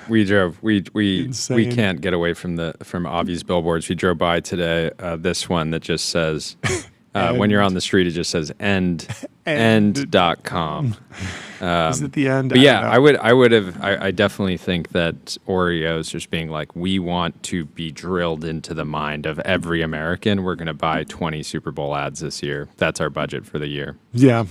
I mean, there is like some sort of bull case where it's like you need to generate a whole bunch of Oreo creative across Facebook and Instagram ads and whatever. But at the same time, it's like, I don't know why you need a custom model. The $40 million custom model because you have to crazy. assume that every model is training on every Oreo ad ever in history. Am I crazy here? Is there any reason why you'd want to fine tune for $40 million? I would go farther. I would train a language model. Oh yes, from the ground up. Yeah, because then you have do a full pre-train. Do a pre-train. Do a pre-train. Do a full base model. Yep. What's it going to score on humanities last exam? What's it going to score on? Let's assume I'm a Fortune 500 buyer and you're an Accenture consultant. How much is that going to cost me, Tyler? A couple billion. I mean, and you're telling me that that's worth it, right? Of course, yeah. We got to get this guy a job at Accenture. he's gonna 100x revenues. Yeah, I mean, this just to close it out. This is Publicis Group, French multinational advertising company, one of the largest advertising agency conglomerates in the world, and Accenture serving up a farm-to-table AI strategy for an executive at Oreo who wants to be able to say, we're not just using generative AI. We are generative AI. We are the future of food. I hope they need to vertically integrate. They need their own data center. They need their own chips. They need to bake this Oreo algorithm into an ASIC. They need to go to Broadcom. They need to go to TSMC. They need line time at TSMC because, I mean, it's possible that they need to go to ASML and get an entirely new lithography machine. They need to get into rare earth. They need to get into rare earth. They need to get into rare earth. They need to go all the way down to. They need maybe to acquire a desert just to get enough sand. They need to teach sand to think. They need to teach sand to make Oreo ads. That's what they need to do. They need to acquire sand. Brutal. Best of luck out there, Oreo. Best of luck. We're rooting for you. Well, you know what Oreo should do? They want to use AI. They got to use numeralhq.com. Put your sales tax on autopilot. Spend less than 5 minutes per month on sales tax compliance. If you're selling Oreos online, you got to get numeralhq.com. Lulu says it's the year 2025. You wake up and a progressive white billionaire with a blackface NFT profile picture is saying GM to you, saying, "Wag me, friend." This is a crazy choice. Why did he pick this one? This is like the "How do you do, fellow kids" meme with the. It's such a crazy choice on a million different levels. Even the smoking, even the NFT. Jay. Maybe Reed secretly likes heaters. Jay, that would be sick, I guess. Jay said this GM is proof that LinkedIn is 4 years behind on every news cycle. Pretty remarkable. How is this? I think the crypto community loved it. To be honest, really, I think they were pretty fired up. If you're one of the 10,000 people that own CryptoPunk, a punk, this is a. How are the punks doing? Are they still hanging out, hanging around? Well, before we dive into that, we have Justin Murphy in the Restream waiting room. Let's bring him into the TBPN Ultradome. Justin, how are you doing? I'm good. What's up, guys? Suited up. You're looking. You might be the sharpest guest we've ever had. I love this suit. You're looking great. Well, thank you. You know, you're the reason. You're the reason I use 1Password. You had some sort of course on like creativity or something, and the main thing I took away was use a password manager because you gave such an emphatic endorsement of password management, and I adopted it, and it changed my life, and I loved it. And then we interviewed the CEO of 1Password, and I was like, I love this. I learned this from Justin Murphy. Wow, that's really interesting to hear. I'm an avid user of Lucy. I'll throw in as well. Oh, let's go. There we go. How people don't use password managers is beyond me. I mean, even with password managers, it's living hell. But yeah. I'm glad you solved that. Yeah. Maybe for the folks who aren't super familiar, what's the shape of your business? What's the shape of your day to day? I know you have a number of different outlets. I wanted to invite you on the show because I noticed you were live streaming and you actually mentioned us, and I was like, oh, that's so cool because I love when when we like create some format and then other people can kind of spin off of it and whatnot. But how do you describe like your whole life, like your whole person, your cinematic universe, I suppose. Yeah, so I mean, I left my very nice, cushy academic position about 6 years ago, and I left at that time with a very clear mission, which was to basically reinvent the scholarly life for the internet era. Yeah. I was watching sort of academia go downhill, and all the creator economy stuff was sort of kicking off, and it was clear that there would be ways to essentially port everything I was doing as a professor onto the internet, and I would just have to experiment and test a lot of things out and hustle and try to figure it out. So that was my mission 6 years ago, and it still is. I mean, that's my calling, that's my vocation. It always has been. Yeah. And I basically built a couple businesses, tried a few different models, and had moderate success with a few of them. And then I started having kids and kind of took a step back to kind of think about what this stuff really looks like, over the long term. I had a lot of successes, I had some failures as well. And that's when I decided what I really needed to do was sit down and write this book called The Independent Scholar to really map out the whole thing and really put this kind of new lifestyle and business model on the map. So basically the past couple years, past 2 or 3 years, I've kind of been in hiding, honestly. I've been having kids, figuring out how to do that, and writing this book to try to basically teach everything I've learned about this lifestyle and business model that I've built, and also to ground it in a kind of longer running history, because a lot of the greatest thinkers and philosophers and what I call independent scholars throughout history were actually free-floating individuals hacking it in weird entrepreneurial ways. And most people don't know about this history. And it was largely what inspired my kind of mission. So I decided I needed to do it right, sit down, take the time required, and put it down all in one place. So that's finishing up. And then I occasionally work with startups if something actually really interests me and seems, really exciting and asymmetric, and I like the people. So my life's really crazy right now just because a startup I started working with like 2 years ago. I was just sort of like consulting, kind of advising, helping out with the branding and messaging. They just keep winning, and this thing is like kicking off. So we're in the thick of it right now. That's called Blockchain. It's a layer 1 blockchain. Yeah. So that's kind of consuming everything at the moment. Apologies to the poor people who pre-ordered my book. A lot of people are waiting on it. It will come out by the end of this year. Mark my words. But right now, I'm in the weeds with Blockchain because this thing I think it's going off. So that's a summary. It's a little messy, but cool. I basically have accomplished my mission that I set out on 6 years ago, and I still haven't come up for enough air to tell the story fully, but I will. And I think I'm pretty proud of everything I've accomplished. Yeah. How do you think about the just like the basic economic forces around like long time horizon content, which is how I would put investigative journalism and academia? It feels like social media and algorithmic feeds are like fantastically aligned with like news and kind of fast, high throughput creativity. Like just because if you're producing a lot of content regularly, there's a lot of ad inventory space, there's a lot of room for a little side partnership here, and it just kind of all flows together very easily. And I feel like Substack and the social media platforms have done a great job of providing an outlet for someone who would effectively be like a beat reporter or someone who's just a commentator, an analyst, somebody with a column, a weekly column in a newspaper. You can take that weekly column and you can go and develop an audience and monetize effectively.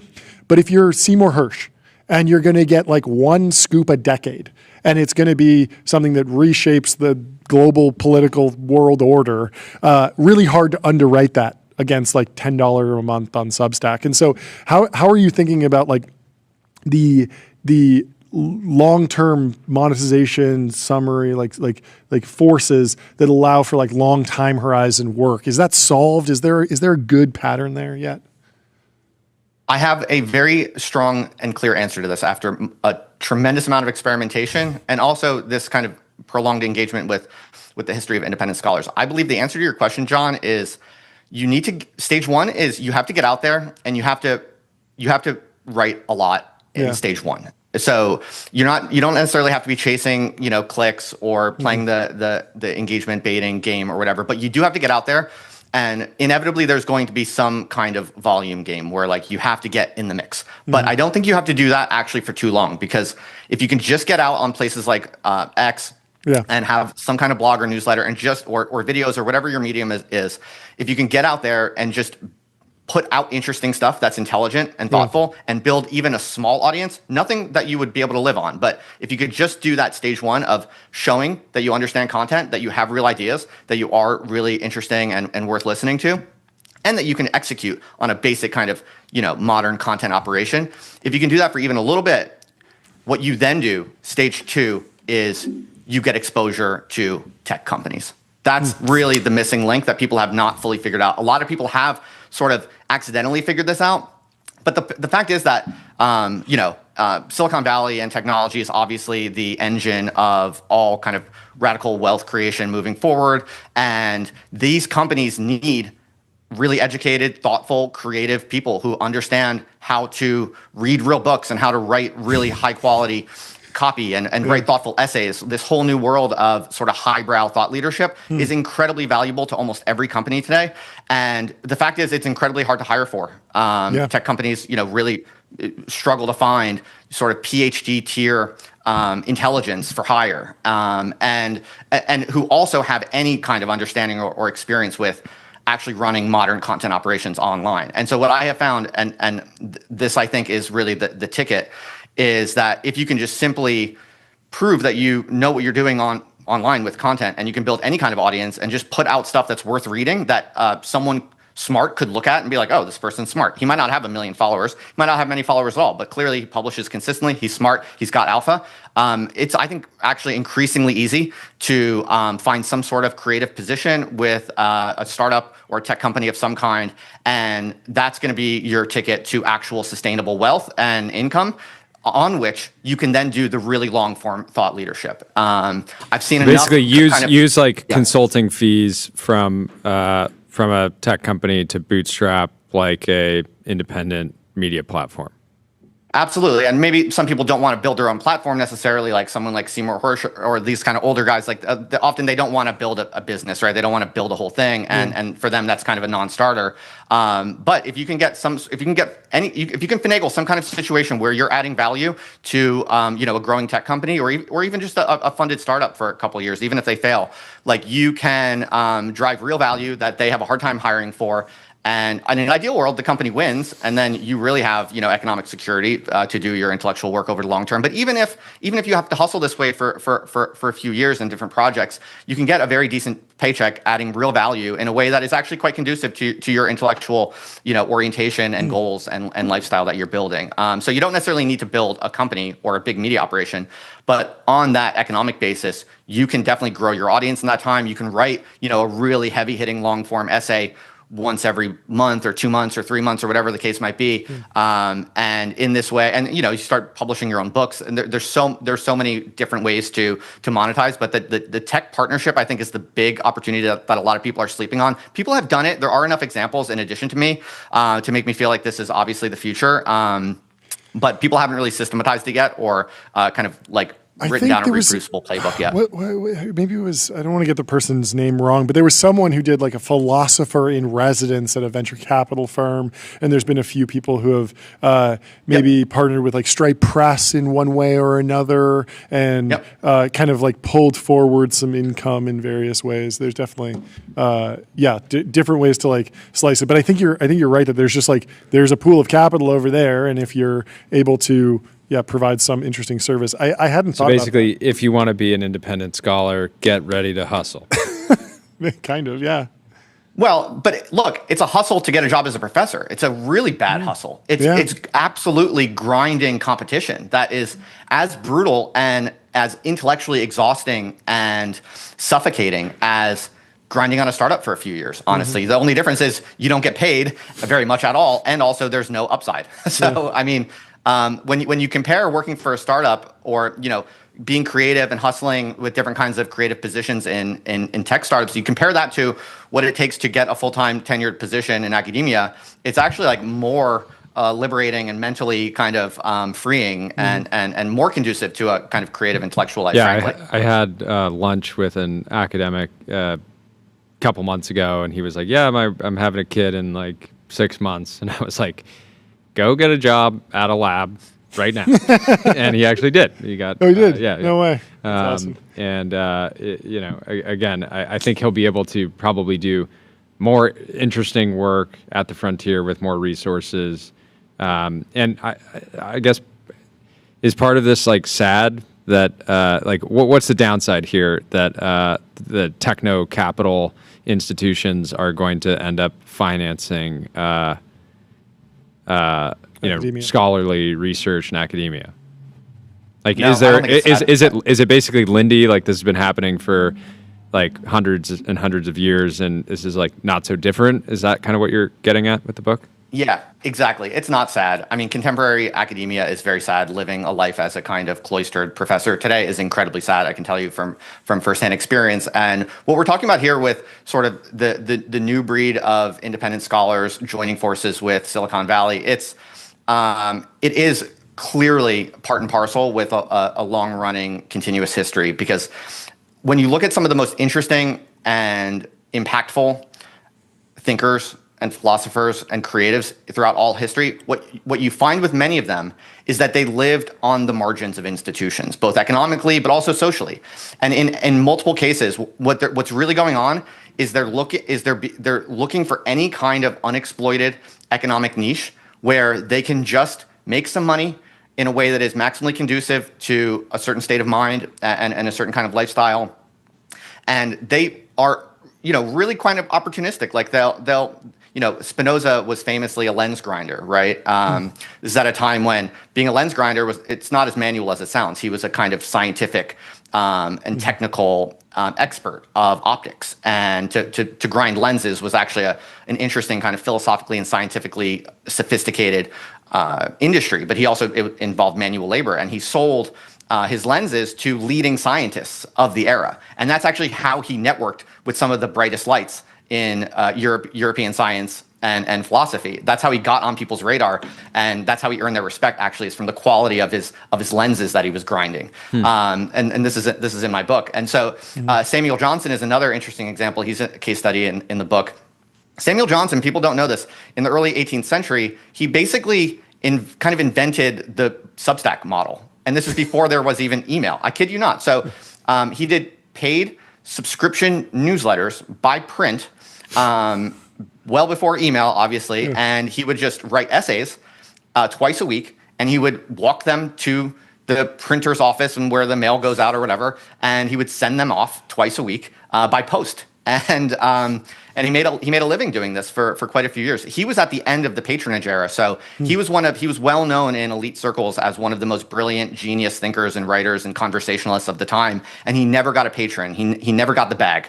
He was always forced to hustle. He was always doing creative things, and that was one of them. And he managed to do it, and ended up changing the English language in many ways. One of the most impactful kind of scholars of his lifetime. And so, to answer your question, Silicon Valley and tech startups today are just the current manifestation of this. Like, independent scholars always have to look, where is the money? Where's the opportunity? Where can I use my brain power in the way that is maximally adding value, but also maximally conducive to me having freedom and time and being able to think clearly and provocatively? And it's obvious now, when you look at this, that in the United States, perhaps in the West more broadly, Silicon Valley is now the site of that.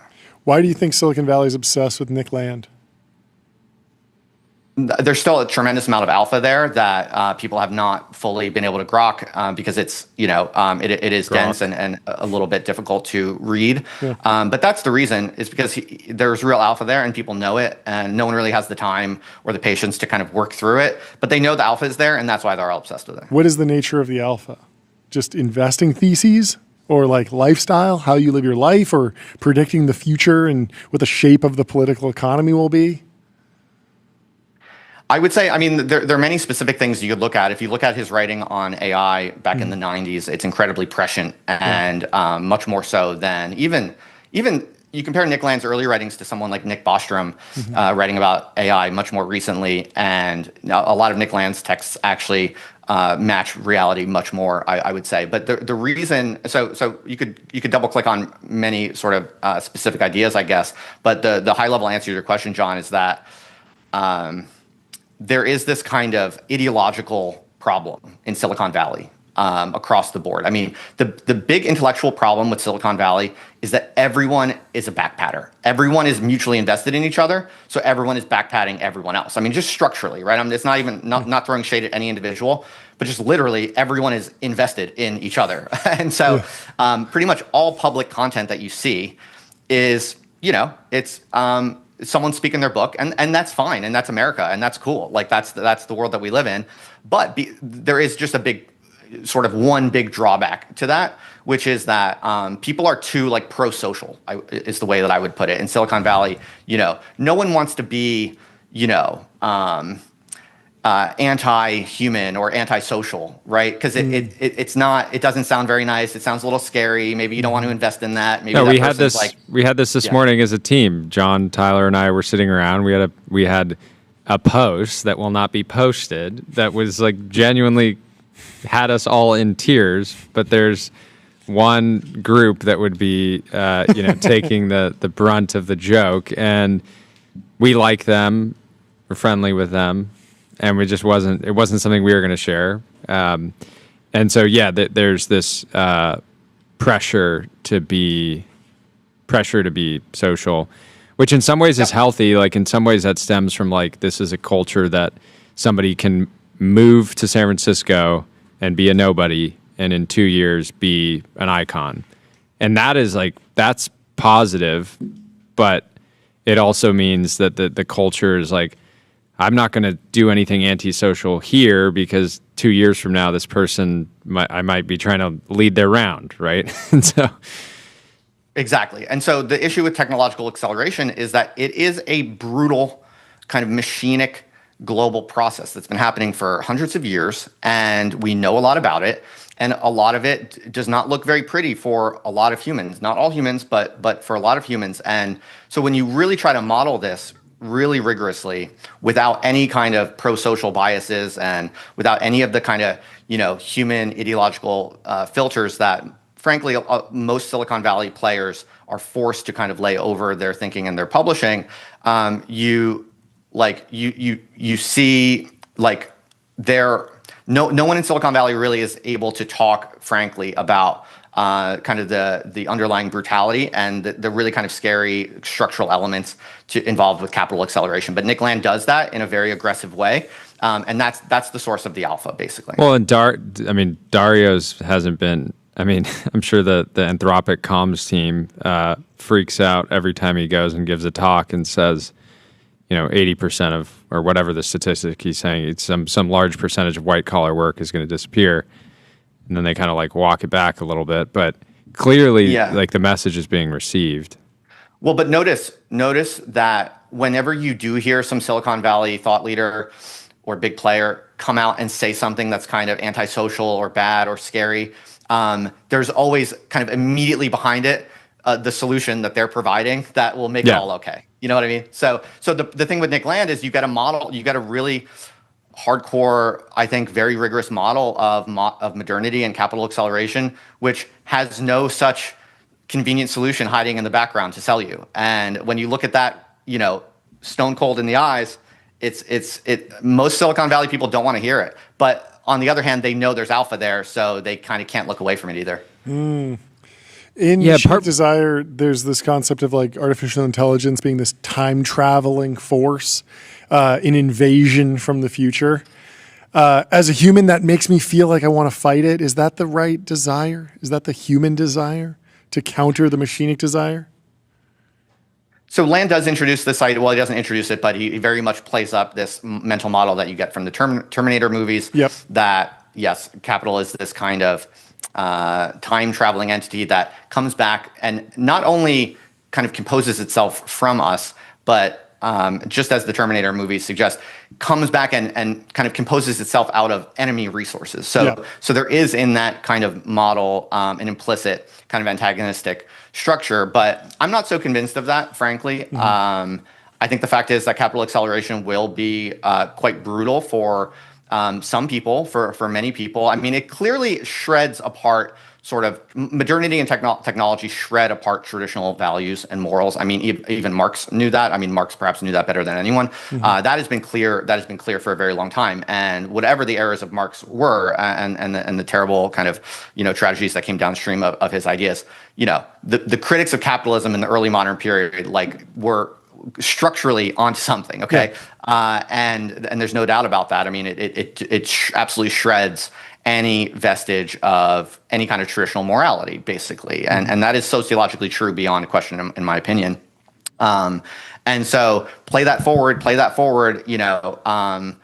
it's going to be ugly for a lot of people, I think. But I think all we can do really is try to basically, try to stay one step ahead, be honest and rigorous and aggressive, and take the risks necessary to bet on the truth, and try to just stay ahead of the machines, and try to take with you all of your friends and family and everyone in your tribe. There's really no other solution. And I think personally that it actually goes in a more positive direction than some of Nick Land's texts seem to suggest.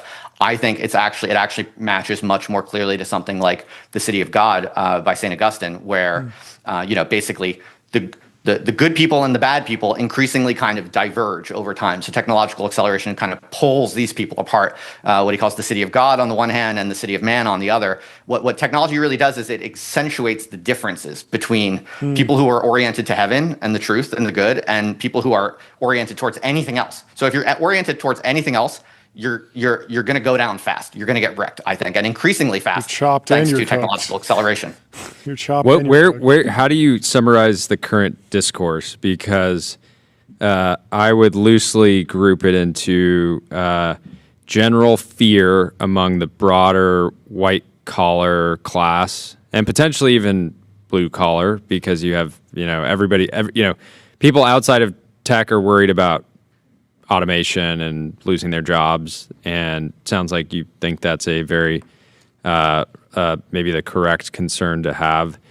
Inside of tech is kind of like bifurcated into people that are thinking like, okay, OpenAI just is starting to look more and more like Facebook every single day. They have Sora, they're going to introduce ads, they're introducing commerce. This just looks like a big tech company. And then you have people at labs that just believe, just wait, just one more training run, bro. AGI is right around the corner, but it's hard to actually read too much into what they're saying, because they obviously have, tens of millions to hundreds of millions to billions of dollars of equity tied up in these narratives that are kind of dependent on those scenarios playing out to some degree. But how would you kind of summarize it, and where do you think it is, even a year from today? Yeah. So again, I think a lot of these categories that people use to parse this phenomenon are just totally wrong, and they're totally ideological. So, for instance, the jobs story, that's all people can come up with to think about the devastating impacts of technological acceleration. We're going to lose our jobs. We're going to lose our jobs. So everything potentially bad about AI gets shoehorned into this one topic of are people going to lose their jobs? It's much more complicated and in some ways worse, but in some ways better. So the better way to think about it is really just that with all technological acceleration, everyone has to hustle harder, basically. You have to work to stay ahead, to succeed. You have to work really, really hard, and increasingly hard. And yes, there is more surplus. People are wealthier on average. That is true. So, a kind of poor person in America has exposure to a lot of really nice things that obviously, only kings could have in the past. So that story is true. But nonetheless, to actually build a life that is healthy and happy and sustainable, you have to be incredibly smart and sharp and judge and making good decisions about a number of different things in all aspects of your lifestyle. And you have to be working super hard, and you have to be dodging this existential threat. Nowadays, I mean, think about how much research you have to do on food just to stay healthy, right? You have to be incredibly smart and sharp, and you have to hustle increasingly hard just to survive the chaos of technological acceleration. And so AI is just a kind of a further acceleration of that. It's going to get more and more insane. The payoff will be bigger for people who are right and who keep their head on their shoulders. For those people, the payoffs are going to be bigger and bigger. But for everyone else who can't keep up with this kind of shredder of traditional norms, you do fall behind, and it's not a matter of losing your job. It's a matter of like your whole family is opiate addicts because they got one-shotted by complex processes that they had no chance of even understanding. When does this start? Like, if we take the time travel analogy, should we start this whole story in 1860 when GDP really starts to accelerate? Is that the beginning? Do we go back earlier? Is this latest like AI boom anything special? Karpathy on Dorkesh was kind of saying like, no, like this is just an extension of computing. So this is an interesting research question about how do you really mark that breaking point associated with modernity and technological acceleration. Yeah. People have very different answers. I think it's an interesting kind of empirical debate. I've always kind of been partial to Heidegger's answer. If you read Heidegger's The Question Concerning Technology, he seems to think that the key break point was when we started storing energy, basically. So like he says the windmill, for instance, was fine because the windmill just sits there. Nature kind of operates on it, and it can create energy, and that's he seems to think, that's my reading, is that it's fine. But when we start storing it, when we're putting it in batteries and we're putting it into these different containers, he seems to suggest that that's kind of the breaking point because that's where you can start to sort of run much farther ahead of the future because you can store these things that's up, like right? I have a stockpile of coal and I have a steam engine and I can build up a larger pile of energy and then I can deploy it all in one jolt to jump forward. Right. And then the Marxists have this kind of theory that they like to say that it's the enclosure of the commons. So like it really starts in England. There were for aeons these traditional norms of anyone could kind of graze on the commons, and much of the land was commons.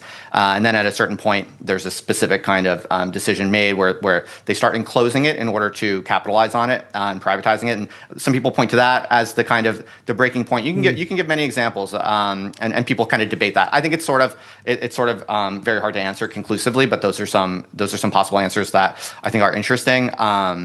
Do you think? Yeah.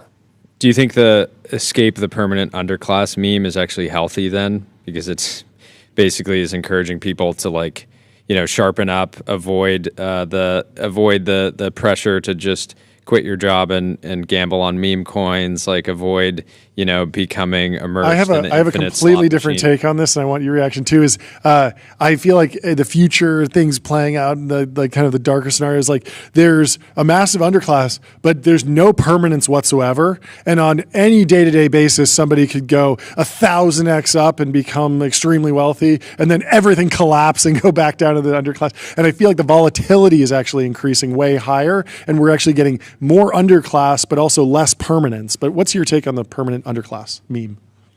So that meme I actually think is a rare good one that is directionally correct in an important way, and that actually gets more to the heart of the threat and the brutality of economic acceleration, much more so than the jobs meme. Mm-hmm. That is the kind of anxiety, that is the general diffuse anxiety and fear that everyone feels and is right to feel. You are forced to feel that with capital acceleration and its current inflection with the AI revolution.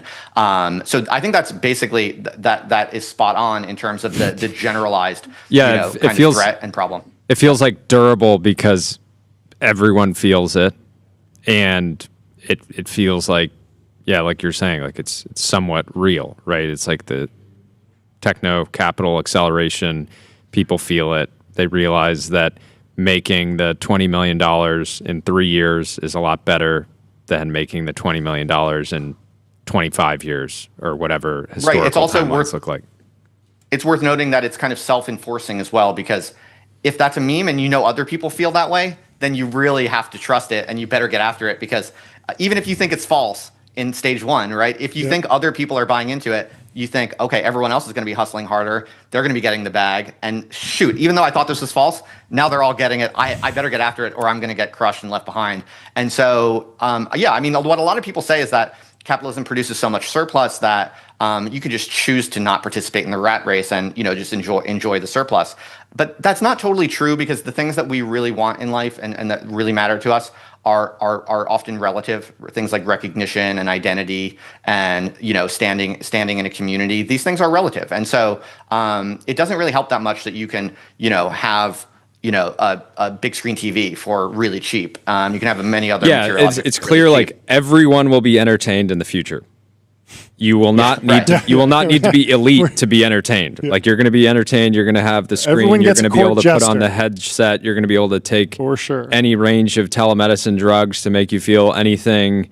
You will be entertained. You'll maybe have a 1 in a 10,000 chance every week to like escape or whatever. But I do think it's notable that we transitioned from a pull yourself up by your bootstraps culture, which was like, if you just do anything in America in the early 19th century, you can get a house, you can live kind of, you can pull yourself up by the bootstraps to live the American dream. And now the American dream is on the other side of escaping the permanent underclass. At least the American dream that you were sold as a kid of having a home in a desirable area and sending your kids to college and the raising American a dream was the family. middle class. It was the default. Right. I mean, frankly, I think the big antidote to all of this, the other pole of this entire problem that we're talking about is, of course, crypto, I believe. I mean, in so many ways, it's sort of diametrically kind of opposed to AI, or it's like perfectly poised to be kind of the solution to a lot of this. Because one way to understand technological acceleration is, especially in kind of human societies with all of the faulty human wetware that we have, is that it becomes this like big lying game. Like everything gets inflated. Like the money supply is really just kind of a metaphor for many other things where there's a ton of inflation, right? Like verbal inflation, credential inflation. It's in a way, like modernity is this mad race to kind of inflate all kinds of things, and we get ahead of our skis in many ways, and that's why people have to. That's why it's so cutthroat, because other people are inflating, so you have to inflate or you die. And so human society and modernity is totally torn asunder from all of its traditional values and traditional anchorings. Everyone is competing in this mad materialistic race to stay afloat, which is mimetic, and even if you don't want to do it, you kind of have to do it. Meanwhile, crypto is this cryptographic protocols are truth machines, basically. They kind of restore integrity and kind of like primordial, almost physical truths to this kind of chaotic, constantly inflating kind of material modern world. And so my mental model is very much that the reason you're seeing, the reason the early stages of crypto have been so chaotic and crazy with, so many stories of big crashes and crimes and so many kind of scammers and the reason it's so crazy like that is because people intuitively understand that this crypto stuff is the next big vector through which humanity will be able to secure its future. And so the people who rush into that first are a wild grab bag of sketchy people, I think. But it's going to be the thing that it's going to be the only thing that puts kind of grounding on all of modern chaos. And you see this, that's what Bitcoin does, right? That Bitcoin is literally just regrounds money and physical resource kind of anchoring. One suggestion, crazy idea for you before you jump, and then we'll have to This do has been really again fun. soon. Thank you so much for helping. Instead of a book, how about you buy a Lambo and you sell a course? I will teach you to escape. I've paid for his the course. He permanent- has a course. Escape the that's permanent not- underclass by becoming an independent scholar. I mean, You could be not the bad. Andrew Tate of independent scholars. That's one option, but I don't think so, man. That's Blockchain. That's the role of Blockchain. We say Okay. escape the leveling process. I don't think you should Escape worry the about escape. leveling I don't like the phrase escape the permanent underclass, because it's much more general. You have to escape the leveling process. There is a long running, gradual historical gradient that is trying to sort of destroy everything of traditional value. Everything that is permanent and timeless is getting sort of eroded or hidden and kind of taken away from you. And you want to escape the leveling process. And that's why we're building Blockchain. That's what it's all about. Escape the leveling process. That's Okay. very cool. Well, thank you so much. This was super for coming fun. on. This is a great conversation. Would love to have you back on and go deeper. Everyone really enjoyed this. But thank you so much for hopping on. We'll talk Thanks, to you guys. I soon. appreciate it. This Cheers. was fun. We'll talk to you soon. We have our next guest in the Restream Rating Room, but first, let me tell you about Fin.ai, the #1 AI agent for customer service. #1 in performance benchmarks, #1 in competitive bake-offs, #1 ranking on G2. Let's bring in our guest from the Restream do it. Rating Room. We have Darren, what's going on? Darren. What's up? How are we? Second time on the show. Thank you so much for hopping Yes. on. I'll let you take this. Sweet. Great to have you back. What's happening in your world? Here you've been flipping pretty hard. So break it down for us. So this weekend, a 1914 Baltimore Babe Ruth, Baltimore News Babe Ruth, sold for $3 million less than the guy bought it in 2023. Brutal. Making it the biggest card loss of all time. No way. Now, I thought they only went up. Yes. So did that. Adam Smith never said that. No, never. So, it's very interesting to me because I don't like to admit when I don't know something. But when I first heard of this card was when Collectible, which was one of those fractional share companies that went bust, when they said they were buying a piece of it, I think it turned out to be like a 1% piece for a value of $6 million. And I had said, I've never heard of the 1914 Baltimore News Babe Ruth. So I did a little research. Newspapers.com is probably the best value that I have. I mean, $150 a year for all the newspaper stuff. I mean, wow. That's crazy. I'm actually not familiar. This sounds incredible because we're always, we have a little recurring segment on social. We talk about this day in history. I'm sure we could get a bunch of alpha. Oh, you can get, now hopefully they didn't see this because I've been subscribing for a long time and they're not too good at business because because you'd pay like 10x more. Yeah, exactly. So anyway, I looked and tried to see when the first mention of the 1914 Baltimore News Babe Ruth is, again, because I didn't know, and I think I know everything. Yep. The 2006 Durham Herald-Sun. That was the first mention, at least on what newspapers, and they have a lot of newspapers in there. That was the first mention of the 1914 Baltimore News Babe Ruth. So I kind of have this theory that people don't think it was a card.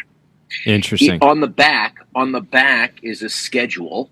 So it's Babe Ruth in the minor leagues the year before his rookie year. And it has a schedule of who they're playing. And it came in a newspaper, and it was a 10-card set. Okay. So one of the reasons why I think this guy lost was because there's only so many people that know this. A lot of people buy cards and big cards so that they can say they have the big card. And when someone says, I have the big card, oh, what card is that? I've never heard of it. It's a whole lot different to have a T206 Honus Wagner or a 1952 Mickey Mantle than to have the 1914 Baltimore News Babe Ruth. And so I think that's why the guy got it handed to him. Okay. And do you think the person that just paid $4 million for it knows that it might not be a real card? No, I'd like to know who it was that bought it, but I don't think I'm going to find that out.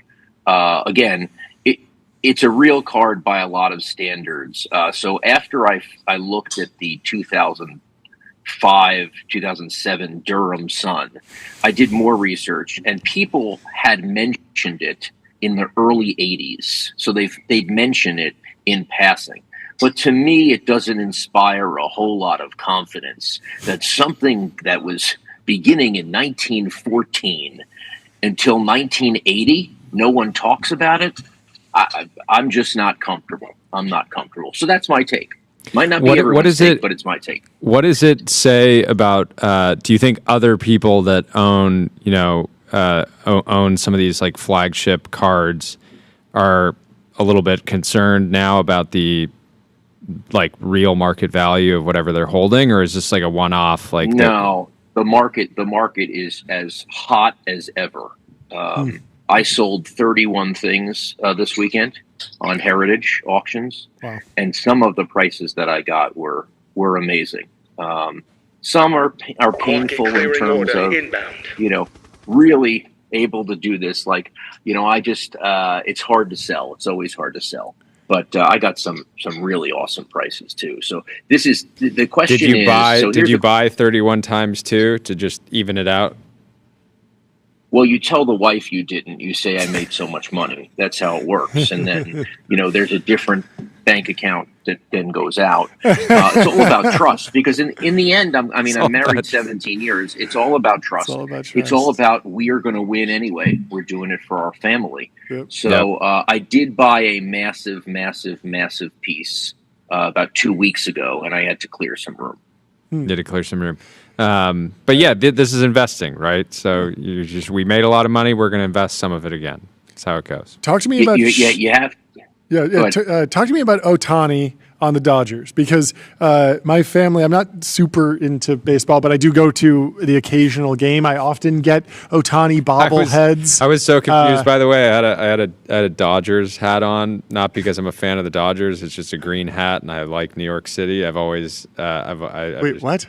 I was wearing New York City. They made a green Dodgers hat. Oh, okay. So I was wearing a green Dodgers hat, and it was for the Brooklyn on Dodgers? Saturday. So many people were telling me, were yelling baseball things. Oh, at me. okay. I'm like, I wear this hat all the time. Why is everyone yelling? And then I found out from the security in my neighborhood that the World Series was happening. That's how I learned the World Series. So we're out of the loop here, wow, but we're that is quite. You guys have to pay a little bit more attention. We do. Well, no, I'm more interested in the I'm more interested in the market than the just alts market in general than the actual game being played. Right, for sure. Yeah, but Joe my question about Ohtani is that I've been getting bobbleheads when I go to the game, but it feels like there's the market, like the equilibrium in the market is beating expectations, right? Because if there's really high expectations, a lot of products are produced, right? And so where are we on like clearing prices around Ohtani? Is he blowing out expectations and so market prices are rising, or is there a different dynamic? Yeah, absolutely everywhere. So Fanatics has a deal with Ohtani, and they're buying up all the Babe Ruth balls because they want to have Ohtani sign the Babe Ruth balls and then sell them. So if you're looking what do you think about that? Is that not like? I don't want it. I want Babe. Now Babe Ruth signed plenty. He signed a tremendous amount. To me, the value of Babe Ruth single sign balls are going up, because they are buying in the back room. They're buying as many so that they can put Ohtani on it. The bobbleheads, the bobbleheads since 1997, it's amazing, the life of bobbleheads and the lines of the bobbleheads. The Dodgers did a really good job gamifying it. So you have to gamify it for the degenerates and the youth. We live in a degenerate economy. Yes. And so you have to have 10 that are golden and only a couple that come with the dog. And, and then that really kind of, jams up eBay. So the Dodgers have done a good job, but bobbleheads, why does it jam up eBay? By jamming up, you mean just makes it popular? Yes. Yeah. Got it. Yeah. People really like to go to buy their bobbleheads on eBay. It's amazing to me that that's been going for 30 years. Yeah. I'm surprised there's not another thing. The market is it's so crazy. I don't know if it's always like this, but when I go to Dodger Stadium and they give me a bobblehead, there will always be someone inside the stadium who paid for a ticket who offers. And you think about, what is the sunk cost of that ticket? They're not actually watching the game. They're there just to acquire the actual merchandise. By the way, I got to jump in. I misspoke. I meant is a green Yankees. I was about to say, everyone was wondering, what are you talking about? No, it was a Yankees I'm not going to come hat. on anymore if you guys don't know the difference between a Dodgers and a Yankees logo. I do know, but I have both. I have both. I have a Yankees hat and a Dodgers hat, and I wear them interchangeably. Okay. And so I just like to confuse the people in my neighborhood. They don't. The know. Dodgers were in New York at one point. They were in the Brooklyn, but you were wearing. They were. Wait, but then why were people talking to you about the? Were you? Well, no, I just was wearing. I was wearing a baseball hat. Yeah. And I didn't know it was a World Series, so I didn't know why people kept yelling random baseball related things at me. Like people were just cheering. Well, the Yankees haven't won the World Series since 2009. So you should know that. So they're in a 16-year drought right now. It's not good. Brutal. Not good. So why would this person that just sold for? Do you think this was a forced seller, like somebody that just had to get out? I think. Otherwise, you would just sit on it. I think so. I think so for sure. I always say that the assets that are in this space are not its, they are what's. And if you, there's no absolute here, right? It is when do you sell it? Yeah. What auction house are you selling it? What's the description in the auction house? What's the publicity? What's the marketing? These all play. It's like when someone says to me, hey, I'm going to invest in Ohtani because he's playing well. I said, collecting isn't fantasy. Collecting isn't fantasy baseball. Collecting is a amalgamation of all the factors that go in, right? It's how many people collect Ohtani. What is the worth of the people who collect Ohtani? What is their ability when it's going down to stay and hold? And if you're a 35-year-old man with money and you collect what people who are 16 to 20 collect, you better know, because they don't have the wherewithal to hold on if it goes down, and then that affects you. Or you better know if there's a guy who owns 600 of them. Because, again, those are the market factors at play. It's not as simple as a game of fantasy. Yeah. Do you have any insight into what's going on at GameStop? We had the CEO of GameStop, Ryan Cohen, on the show, and he was talking about prize packs, or what was it? Okay. Power packs. So let me. This is a fun one. Yes. So repacks are like the new thing. There are digital repacks are even crazier. Now, people who are watching the show, I'm now going to blow your mind. Okay. Digital repacks. This is how digital repacks work. You open a pack digitally. That card really exists in the company's coffers or vault. Inventory. Okay. You open it. You don't like it. So you pay $25 for it, and it's $8 in value. Then they immediately offer, do you want to exchange it at 80% of the value? And then you're like, okay, I'm comparing this to gambling where it's a zero-sum game. If I lose, I'm zero. And then you're like, wow, I only lose 20%. And so these companies like Courtyard and Arena Club who do these digital, by the way, then it goes back into the pack. They could sell the same card 30 times a day. Wow. And they show you the Seems like a good checklist. business. They show you, the checklist. So Courtyard did 70 million this past month. Yep. It is going nuts. Anyway, GameStop, what GameStop has done is it has a relationship with PSA where people can grade their cards. And a normal company, and since GameStop is always going to be to me a meme stock, a normal company would be very worried about taking submissions from from people holding the card and then sending it to PSA. Right? If this was another company that was a Fortune 100 company, you would be really scared about the liability of this. But I feel like GameStop has a little bit more flexibility than most. And so they are the biggest player in this game. And it is really, we've written about it on Collect a lot. It is really interesting. How are startups faring in all of this? You have GameStop playing here, Fanatics, a couple that you just mentioned. You have Heritage. I feel like the big auction houses have been surprisingly durable against upstarts coming to their markets. If you look at the automotive industry, everyone is like every industry. Everyone wants the multiples, so they're all in the tech. That's what they do, right? They want the SaaS model. That's what everyone's after. Originally there was card scanning where it told you what the price is. A lot of people were coming out of COVID and they're like, I have a bucket full of stuff and no one's going to go through it. So I'm going to have to scan it.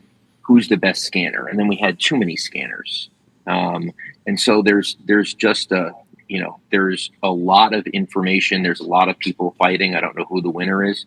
Fanatics is all over the place. It is probably, in terms of monopoly, they are probably the number one monopoly in any business today in terms of having a stronghold on so many things. So it makes it do you hard think that'll to do you get think into that'll keep business. do you think that'll keep just compounding?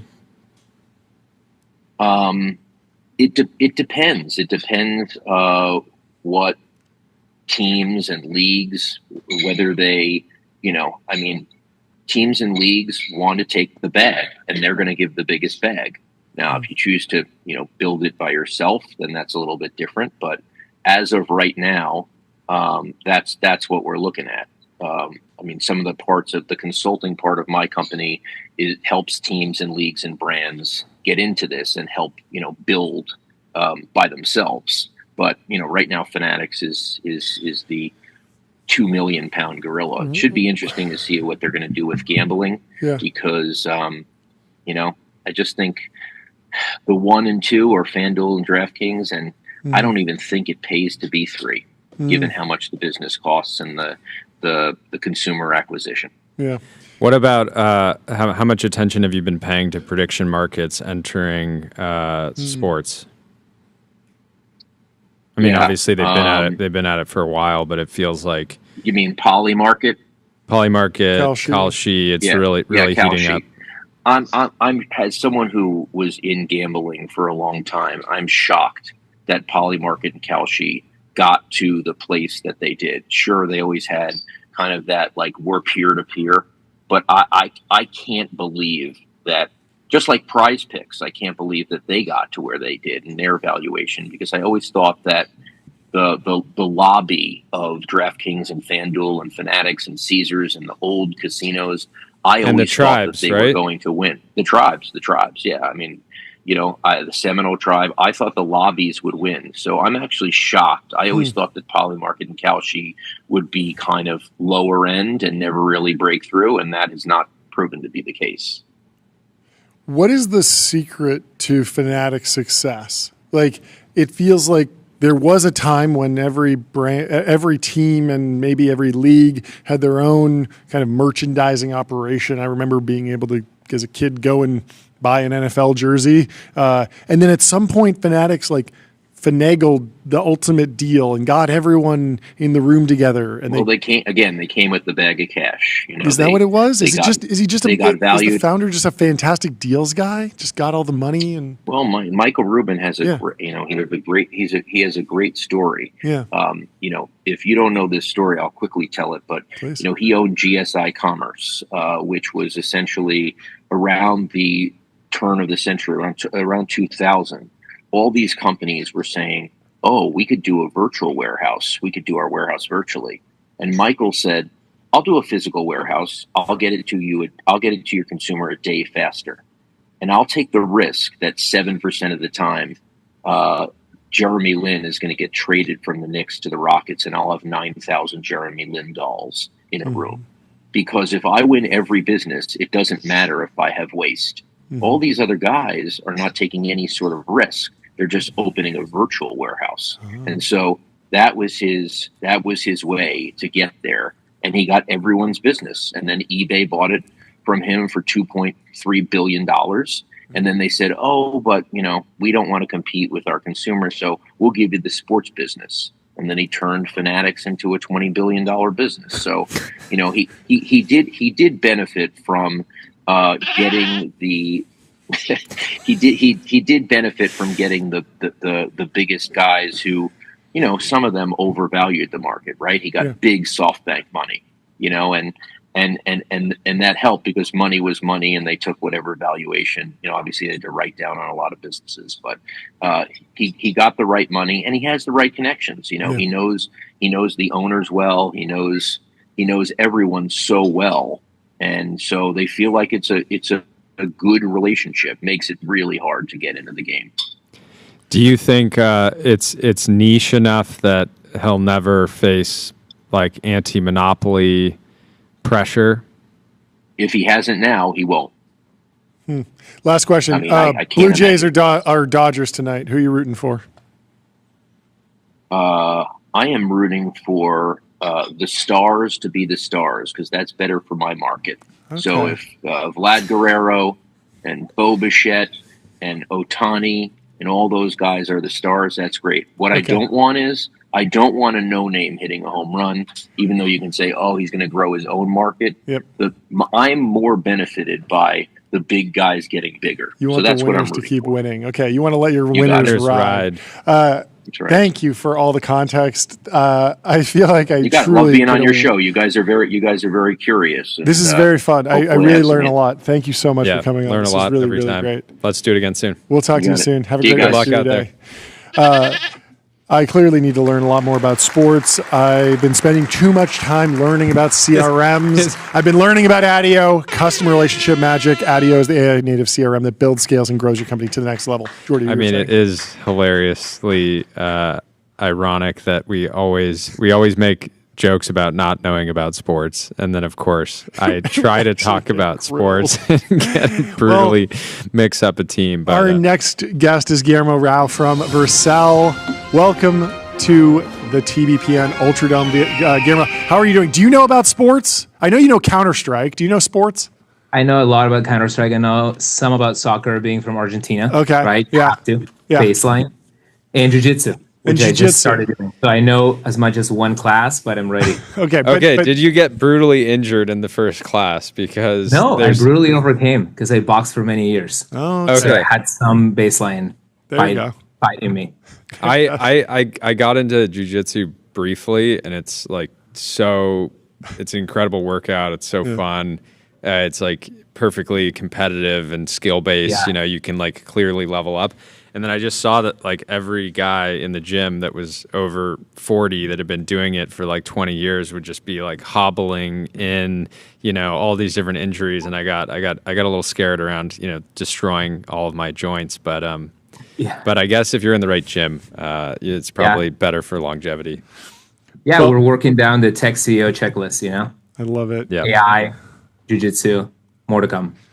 Well, we missed you a week ago. We've been bopping around, but give us the latest news in Vercel world. What's the latest on your side? Well, I mean, the big one is our funding at $9.3 billion valuation. 300. You realize we had that. That's awesome. Congratulations. Insane. Painful to miss a gong. Insane. Oh, yes. 300 million in primary, 300 million secondary, led by. I don't know if you can hear, but this is a good omen. The gong is still ringing. Still ringing. Still ringing a little bit. Did it ever stop? It never It stops. might never stop. Yeah, The you might be final back hit. here with the Series G before it stops ringing. Hopefully. What's the what are you actually capital constrained on? Is it just hire more people, build a better product? Are you actually like a big consumer of AI data factories, token factories? Are you spending a lot on inference right now? Well, clearly not too Where's capital constrained because half of it was secondary. Yeah. So chapter 1 of Vercel was providing the developer experience to developers to build pages. Yeah. I mean, I'm being overly simplistic, right? But the world is going from pages to agents. Yeah. So it's not that the web services of the internet are going to be irrelevant, but if you think about the cloud was born with Amazon Web Services. The next chapter of the internet is going to be AI services. So Vercel is building the AI cloud. And we felt, and obviously investors felt this way too, that this is worth, you know, a very, very big bet. Because every type of software will become AI native software, and the new primitive of the cloud will be the agent. And this requires new services. It requires new frameworks. Something that developers and investors are really excited about is our AI SDK. You can think of it as the React of AI. So the most popular package for developers to use to build AI agents, and it's growing basically vertically, like something we've never seen before at Vercel, and we've been doing open source for a long time. Is that driven by new ideas, new companies, startups that are coming up, and instead of spinning up just a website or a web app, they're spinning up an actual agent that then That's right. they get new customers for? Is that That's like, right. It's mostly net new customers? It's a lot of net new, but also I think a lot of enterprises are going to basically leapfrog their classic digital transformation journey. Sure. And just go to agents directly. Yeah. And what this is resulting in is a whole new set of demands for the cloud that were never there before. Software is running for a lot longer, which is fascinating from a compute standpoint. Obviously, investors are excited about GPU compute, but now we're seeing all of these new types of software that are just running, like thinking and producing, obviously demanding tokens, but running for minutes, hours, days. We call this workflows. Yeah. And so we hosted our Vercel Ship AI conference the other day, and we basically came with an actual definition of what an agent is. And agents basically remind us a lot of the old types of software that people were excited about maybe decades ago, which is like this workflows and business processes that look like nodes connected in a graph and have all of these steps. It turns out that kind of software, which we'll now call agent, is actually kind of hard for developers to write, especially the ones that were used to creating like the typical SaaS type of software. So Vercel is sort of becoming the default place where this new kind of agentic workflow is born. How are you thinking about hardware or your own cloud, your own physical infrastructure? It feels like that was crazy to talk about 5 years ago, but now there are neoclouds. I know people who have just stood up whole data centers. And so if you came to me and said, yeah, as part of this fundraising round, we're also going to spin up a couple different data centers and we're going to be on our own infrastructure in a few years, I'd be like, yeah, that doesn't sound crazy to me at all. But how are you thinking about it? Well, Vercel is in this incredibly unique position that developers come to us because of the developer experience. Sure. We can actually automatically make the best infrastructure decisions on their behalf. Okay. And today that's sitting on top of the hyperscalers because you they give us so multi-cloud. much flexibility. Yeah. So for example, a couple of years ago, you could have made the wrong hardware decision because you were going to say, well, all my CPU workloads are going to be like short burst, really immediate, CPU bound, rendering based. Well, it turns out that a lot of the new workloads are agents. They're spending a lot of time thinking. So you need new kinds of compute. You need new kinds of software infrastructure to support these workloads. And I believe that the hyperscaler clouds still give us the most flexibility there. Also, keep in mind that a lot of these agents need to be in close proximity to the enterprise data. Yeah. So yeah, the neo clouds are exciting, but you kind of want to be in the cloud from a security perspective, regulatory, and also latency. I do think there is something to the cloud that is a bit of a rich get richer scenario when it comes to latency, because you need to fetch data, you need to do RAG, you need to get actual context into the models, and every millisecond of latency that you waste there is actually very, very costly. So on one hand, proximity to the cloud and being in the cloud gives us a great advantage. On the other hand, because we offer services like our AI gateway, we also make them compete frenetically.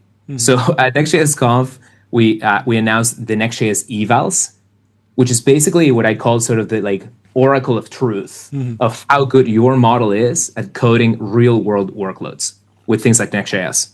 I was going to say our developers really benefit from the fact that we let them choose. Yeah. They're not bound to a specific model.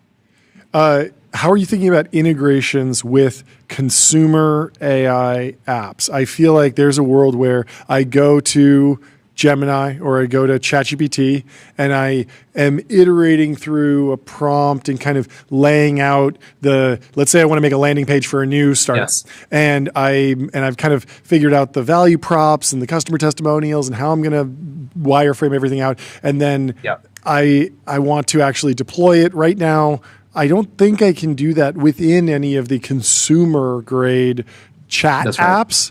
They're going to kick me over and say, hey, go set up this account.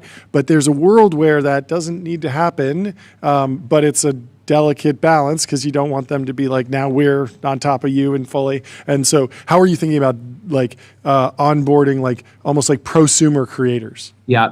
So on my blog, I drew these parallels between the Cloud 1.0 and the AI cloud. Yeah. And so you have, the poster child of frameworks was React and Next.js. Now it's going to be the AI SDK. Yeah. Before we had CDN for delivering pages and images. Now we have the CDN of tokens, the AI gateway. And one of the other big transitions that's going to happen is protocol. So we're going from HTTP to things like MCP. MCP is really exciting because if you looked at how ChatGPT is now allowing you to embed apps inside of ChatGPT, that also just came out a couple of weeks ago. I went to Next.js. I was able to deploy Doom inside of ChatGPT. Why? Wow. Because we have an MCP integration that allows our customers to embed themselves inside of ChatGPT. This is really exciting. If this takes off, this will be the world that you just described. But right now, is there up an app? Does OpenAI have like a review process for that?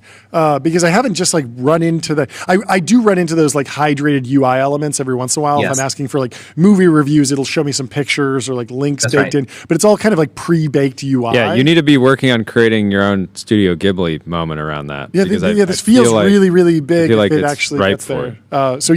Yeah. Tell me more about like how this actually rolls out.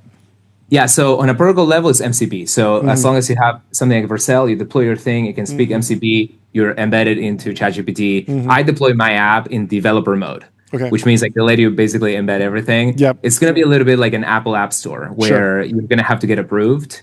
But it seems like, their guidelines are pretty open. So I think a lot of it will fly. And to your point, this allows ejection points from ChatGPT into other kinds of platforms. Yep. So you could imagine one where if you start up cooking up an idea, it recommends V0 because Vercel registered an application with them. And this is the right application for prototyping and vibe coding. In fact, the other day while I was in developer mode, it started recommending things to me. So I guess some of the early adopters of their apps platform. I believe MCP will continue to enable this sort of like agent-to-agent communication. This is already very big when you're coding with agents, because in order to, for example, a good example would be Figma converted to V0, so you can convert from Figma to Next.js app. That's going to speak the MCP protocol. Yeah. So I think as far as the AI cloud goes, enterprises will be wrestling with these questions, right? Like the most common question I get is, how do I not get disintermediated by Google AI overviews, right? So, which is sort of summarizing all of the results of the search pages. And how do I not get disintermediated by ChatGPT? And I think they're really good answers. How do you think about M&A? You don't have to talk about M&A interest in Vercel because I'm sure you're turning down stuff all the time. But how are you thinking about M&A in terms of expanding and building on the existing platform? Yeah, there were so many investments being put into the AI categories, right? And vertical agents, coding agents, IDEs, things like this. I think, there's going to be more consolidation in the coming months and years. There's like 10, 20 different options for anything you can conceive AI related, AI for QA, AI for testing, AI for this. So I think creates a lot of opportunities for Vercel, which is a very broad platform with lots of users to sort of make some strategic M&A. But I'm even more excited about our marketplace. So we announced at Vercel Ship AI, our marketplace for one-click install of AI agents and AI infrastructure services. So I mentioned, if you're going to sit down and create your own agent, it's very likely you're going to need some services that Vercel doesn't offer. One example is browsers on demand. I think you guys have had a couple browser CEOs here on the show.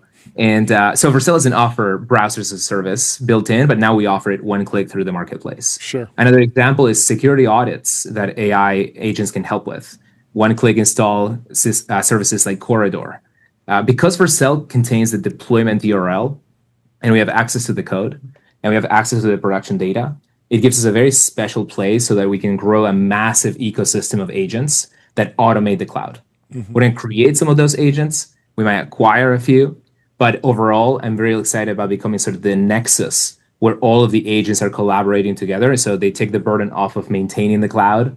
We also, the outage the other day with US East 1, the internet melted down. All of those pagers or mattresses were waking up people. Our vision for the future of the cloud is that they wake up agents. Sure. The agent has to do the first pass of like, oh my God, anomaly alert, 500 errors. All right, let's have the Vercel agent do the first pass. But this is also true for, you vibe coded something and you want a security engineer to review it for you. Well, now that's an agent you can one click install through the Vercel agent marketplace, which is very, very exciting. Yeah, that's awesome. What an interesting place to be. You have so many different pieces of the business, and I imagine that a lot of them are growing business lines. I can imagine the Series F process was a lot of fun. Given all the booms. Jordy, anything else? No, this is great. Great to get the update. Yeah, thanks so much for hopping on. Have a great rest of your week. We'll talk to you soon, Guillermo. Cheers. See ya. Bye. He mentioned 8 sleep. Let's talk about our sleep scores. How'd you sleep? We need to talk to Mateo, and I don't want this. I don't want the John handicap anymore. You have a conspiracy theory that, like, for some reason it just gives me better results. I got a 98 last night. Let's go. 7 hours, 44 minutes. I got a 78. Our next guest, Brendan from Mercor, is in the Restream waiting room. He's in the TBPN Ultra Dome. Welcome to the stream, Brendan. Congratulations. The $10 billion man. How are you doing? Called his shot. He's the biggest shot caller in all of Silicon Valley. Yeah, we gotta get some new shots. This is I was telling him this. I was like, you need to call the shot. You're holding up the global economy within 5 years. Every company is dependent on you. Like there's no shot this man won't call. But give us the news. break down exactly what happened. Tell us what is new today. Yeah, I mean, the company's been growing like crazy. We're now paying out over $1.5 million a day to experts in our marketplace. Hit the gong for that. And there we And go. what else? And we've raised our Series C of $350 million at a $10 billion value. Massive. So it's $10 billion extremely valuation. exciting, yeah. That is Not huge. bad for your first startup. The gong is really going. Something's up with the gong these days. I don't know if you can hear it, but it's like it's ringing. Let's get right in. You had I feel like I remember you had a blog. Was it blog post Friday? Do I have that right? Is it worth getting into that? About the big things. Yes. Yeah, the big things. Let's talk about the big things. Yeah, it's really starting with the question of what are the things that we know are going to be the same about our business over the next 10 years, and that there's a lot that's going to change over time. But we know that the three main areas that our customers will always want more improvement and progress are in more candidates on our platform, better matching, and faster delivery of all of the candidates that we're hiring for them to improve frontier models. And so those are really how we Bezos inspired. It is, exactly, yeah. Similar to how Amazon said that their three big things were more products, better prices, faster delivery. For us, it's a little bit different because no two people are the same, but inspired by it very significantly. Totally. Let's go through them. I think, and then I guess want to understand, want to get kind of more into the future too. I think people, some people would have a sense that there could just be this incredible demand over the next 5 years, and then does that demand evolve, evaporate? But I want to hear how you view it, maybe more specifically. Totally. What we've been seeing is that there's an enormous trend towards humans training agents how to automate redundant workflows that they would do in their jobs because it's structurally more efficient to do so. Instead of a customer support representative redundantly responding to hundreds of tickets, they create an eval to train an agent one time how to do that thing. Instead of a banker redundantly analyzing data rooms, they create an eval to train an agent how to do that thing. And we believe that a huge portion of the broader knowledge work in the economy is going to converge on training agents how to do these activities. And our marketplace is really at that frontier of creating this new job category in training agents. How does this look long term if one of the big AI platforms becomes really, really dominant, understands what everyone does, and can just ask me to do a task within the app? Is there any sort of disintermediation risk, or do you think that what you're building with Mercor is special enough that even if the OpenAI ChatGPT app can detect that, oh, well, you've talked to me enough, I know you're an investment banker, I'd love to do a RL environment with you, here's an offer directly to come and do some training data? How are you thinking about counter-positioning against that risk, or is that just not a thing at all? Well, one of the most important things in building out these environments to train agents is that they need to be very consistently reliable, and that you need to put a lot of work into them. And if there's noise and that there's some mistakes or issues, then it's very difficult for a model to learn from. And so as a result, it's really difficult to ask your users to say, put in 10 hours to helping to see if we made a mistake in preparing this financial model for you. And those users might flag a mistake, but that's incorrect half the time. And so what they instead need to do is build out armies of experts that are able to diligently analyze model performance, go through strict review processes to ensure consistency, and build these RL environments to adapt models for any specific use case. So you obviously have massive diversity on the talent side, but how do you think about customer concentration over the next few years? Do you think that there are clearly power law winners in AI? There are $1 trillion labs, Google and OpenAI is $500 billion. There's huge winners, and then there's a ton of startups. How do you see the shape of your business? Do you think you'll have a lot of medium-sized companies or just tons and tons of small companies, and every individual company will need to come to you for talent to optimize whatever little thing they're doing, or will you be doing more work with the really, really big labs? How do you think that all shakes out? I think it'll be some combination. Definitely near term, it looks similar to NVIDIA insofar as working with a dozen of the hyperscalers that are investing huge amounts in this. But over time, what we're seeing is that every enterprise wants to train agents to customize their specific workflows. And we have the expertise to help them do that in building out all of the eval sets and environments that correspond to every workflow in their businesses that they want to automate. I had an eye-opening experience yesterday. I have a friend who's a lawyer, and about a year ago, I started asking him like what kind of AI tools they're using, and he was like broadly like not impressed. He was like, "We're like signing up for them. We're not getting a lot of value, but it's interesting. I'm keeping an eye on it," kind of thing. And then yesterday, he said to me, "I've seen the future. Harvey isn't perfect, but has better attention to detail and is more thoughtful than almost any junior person at our firm. I've watched it do 100K of associate level work in 10 minutes." And that felt like just extremely notable to me to just see how hard he like 180'd on that. Is like, how, like, what is the structure? And you can talk at a high level to not give away specifics, but like, how much investment is like going into just that category alone from your view? I mean, we're seeing a huge amount of investment in law, certainly. I would say the top categories are probably software engineering, then finance, then law, maybe close between medicine and law. But I think that the models are very quickly going to be able to do even partner level work at a lot of these firms. And so that transformation and how it impacts businesses and the economy is going to be really profound. And obviously, all of the data and evals to enable that is one of the primary blockers to getting there.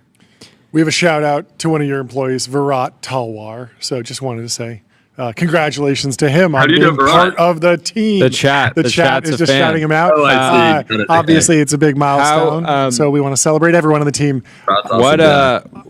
How in conversations for this last round, obviously the business has so much momentum. I'm sure people are just like, take my money at all cost, whatever. I just take it. I'll send the money and we'll figure out the docs later. But how big can Mercor get? Like, what is like, if somebody asks like, okay, if everything goes right, what does his business look like? And does it look like, you're paying out on the levels of like an ADP, right? Do you become like one of the largest pseudo employers in history? Like, what's the craziest outcome?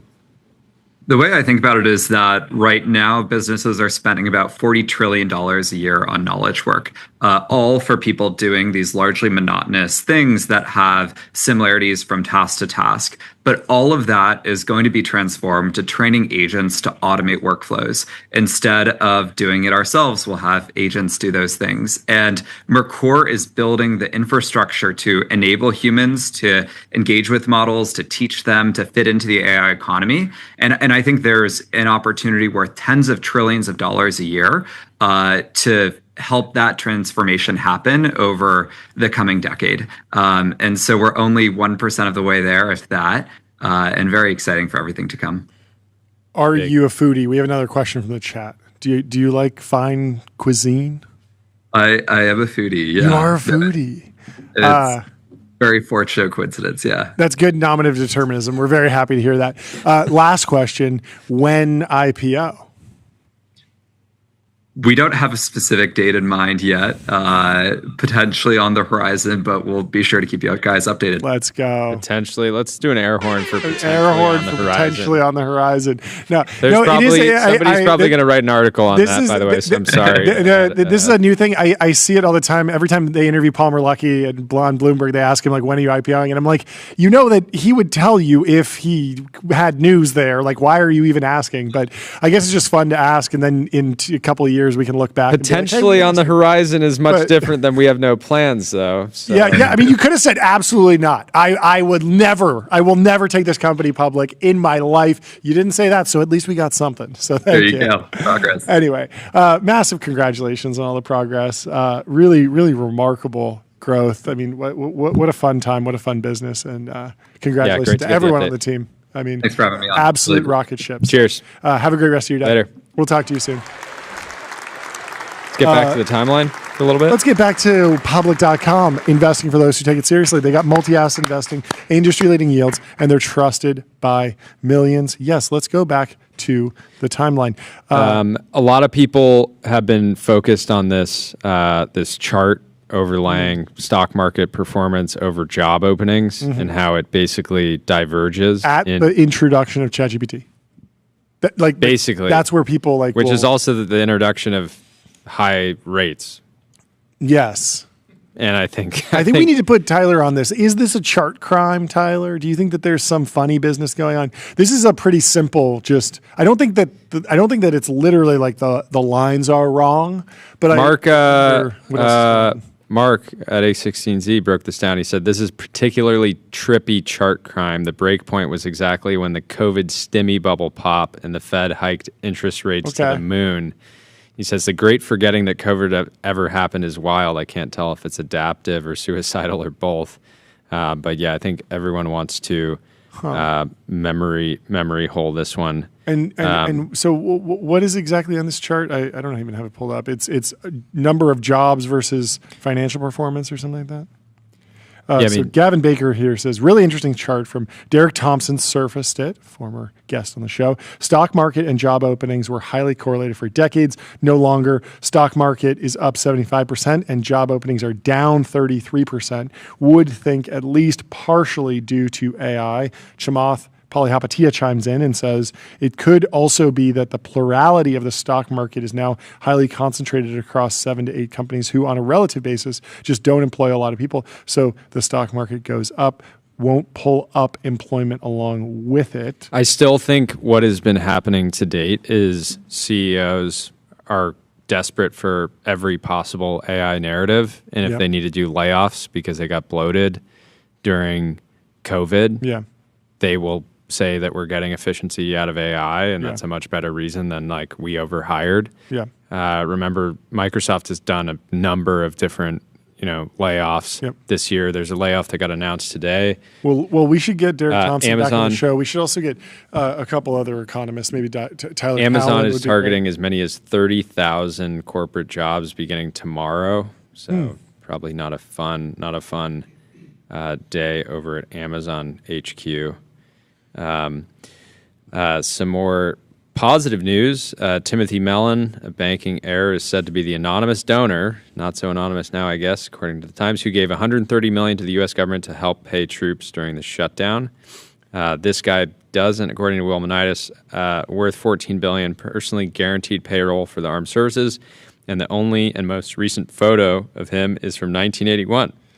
And this photo looks so cool that I kind of understand how he's like, all right, that's it. Yes. I took the only photo I need for life. Yep.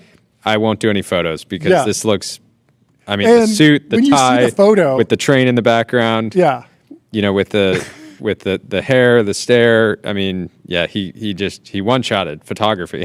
He did. It's remarkable because when you look at the photo and then you hear the headline, it's like, meet the man who backstopped the and paid for the Army's payroll in a time of crisis with his fortune. You're like, oh yeah, like this guy was probably crucial in World War II based on the image. And you're like, no, this happened like last week.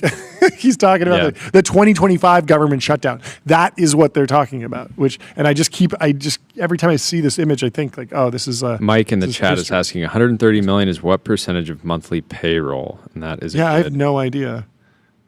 Well, maybe he levered it up. Fiscal year 2024 military personnel category of the DoD budget, which covers pay and retirement benefits, was about 192 billion. So, I don't think the 130 million is going to It's a good I'm just start. thinking, we've been on gambling this That's a entire good show, but I'm just thinking about like, what if instead of government bonds where you earn like 4%, the government just released, one massive lottery ticket or something that would be, it costs $1 billion, but there's a 1% chance that it pays out $100 billion. And if it does, then the U.S. government is indebted to you for like hundreds of years. But if it doesn't pay out, then the U.S. just gets by 2024 math. Right. I think you basically need like $7-ish billion every 2 weeks to keep the payroll going. So what does 130 million do? It's like a day. Yeah, Mike did the similar 8.8 math. billion per month. 8-something billion. So I guess it's a good start. There are some divisions of the government that have basically savings that they can kind of tap into, and then also there's a big question about how much are you actually going to do you need to bring everyone back on payroll? Or can you get by with 10% or 20%? And maybe this is something that he's backstopping and saying, hey, let's pay 20% of people instead of 10% of people. What does Polymarket say about the government shutdown? Let's pull that up. Government shutdown. Will the government shutdown end by, what is the most likely? November 30th. By December 31st, it's a 93% chance.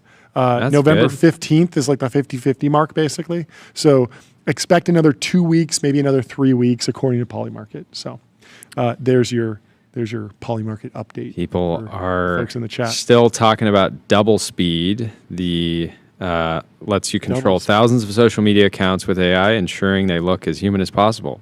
Never pay a human again. Control is all you need. Jeremiah Johnston says, every startup is like, we found a cool way to monetize undermining the social contract with 30,000 likes. This is, we follow this person or something like that. This person's like a liberal. They should be pro-tech, and it's not like this person is like by default some like crazy anti-tech person. And so you mean by you?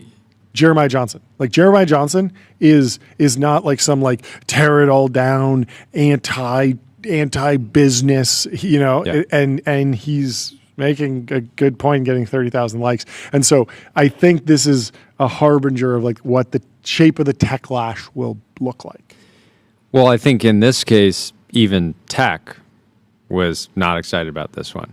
Tech was lashing itself. Self-flagellating. Self-harm. Self-flash.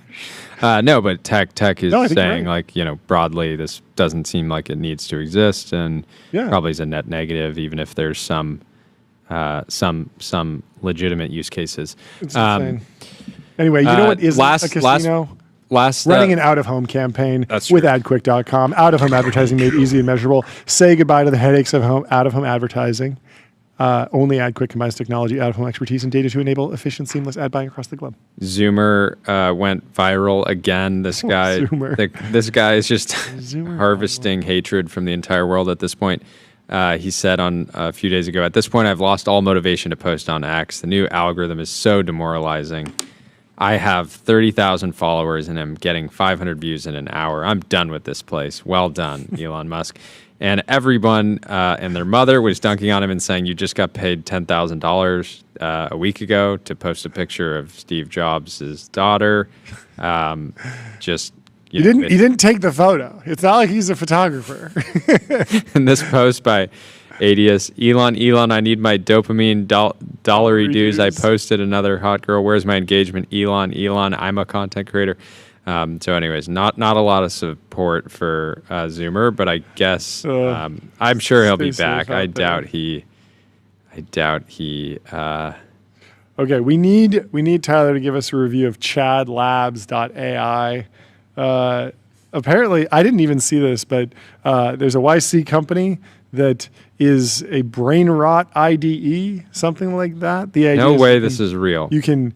Is this actually real? And a cashback IDE. It seems like a parody.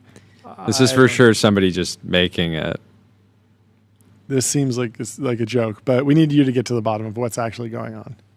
It's a real YC company. Yes, but is it a stunt or are they actually trying to bring Tinder into your IDE?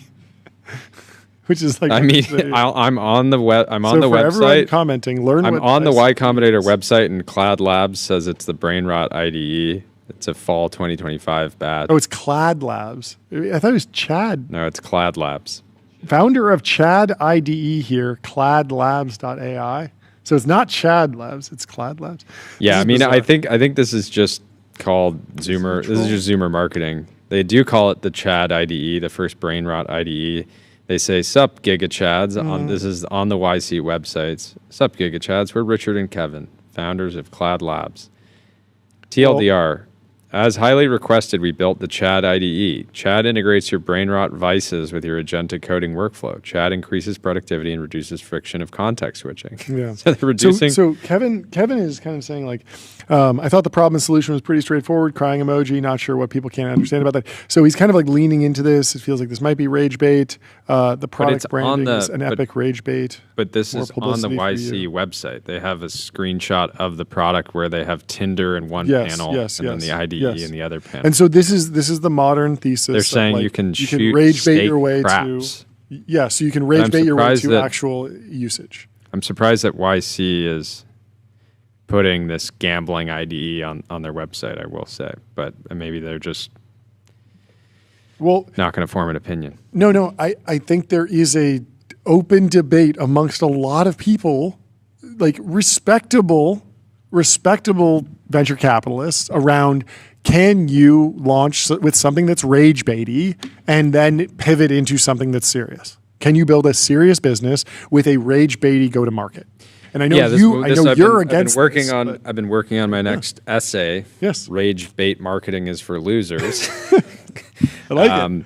Which is that I think when you do rage bait marketing, it obviously gets a lot of attention, but it makes it so that you make the entire world prey on your downfall. And I think that is Yep. spiritually a bad strategy. Yeah. So I'm still working this one out, but I don't think that No, I think- I don't think that rage bait marketing helped Cluely win the enterprise.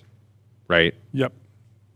But there were a lot of VCs who Maybe it works invested, for students. and the story's not over, but there were a lot of VCs who invested and said, hey, look, we talked to Brian Kim from Andreessen on the show about this. Like, why'd you do the deal? And he was like, I like that they were able to get a lot of attention, and that gives them an opportunity to deliver a product.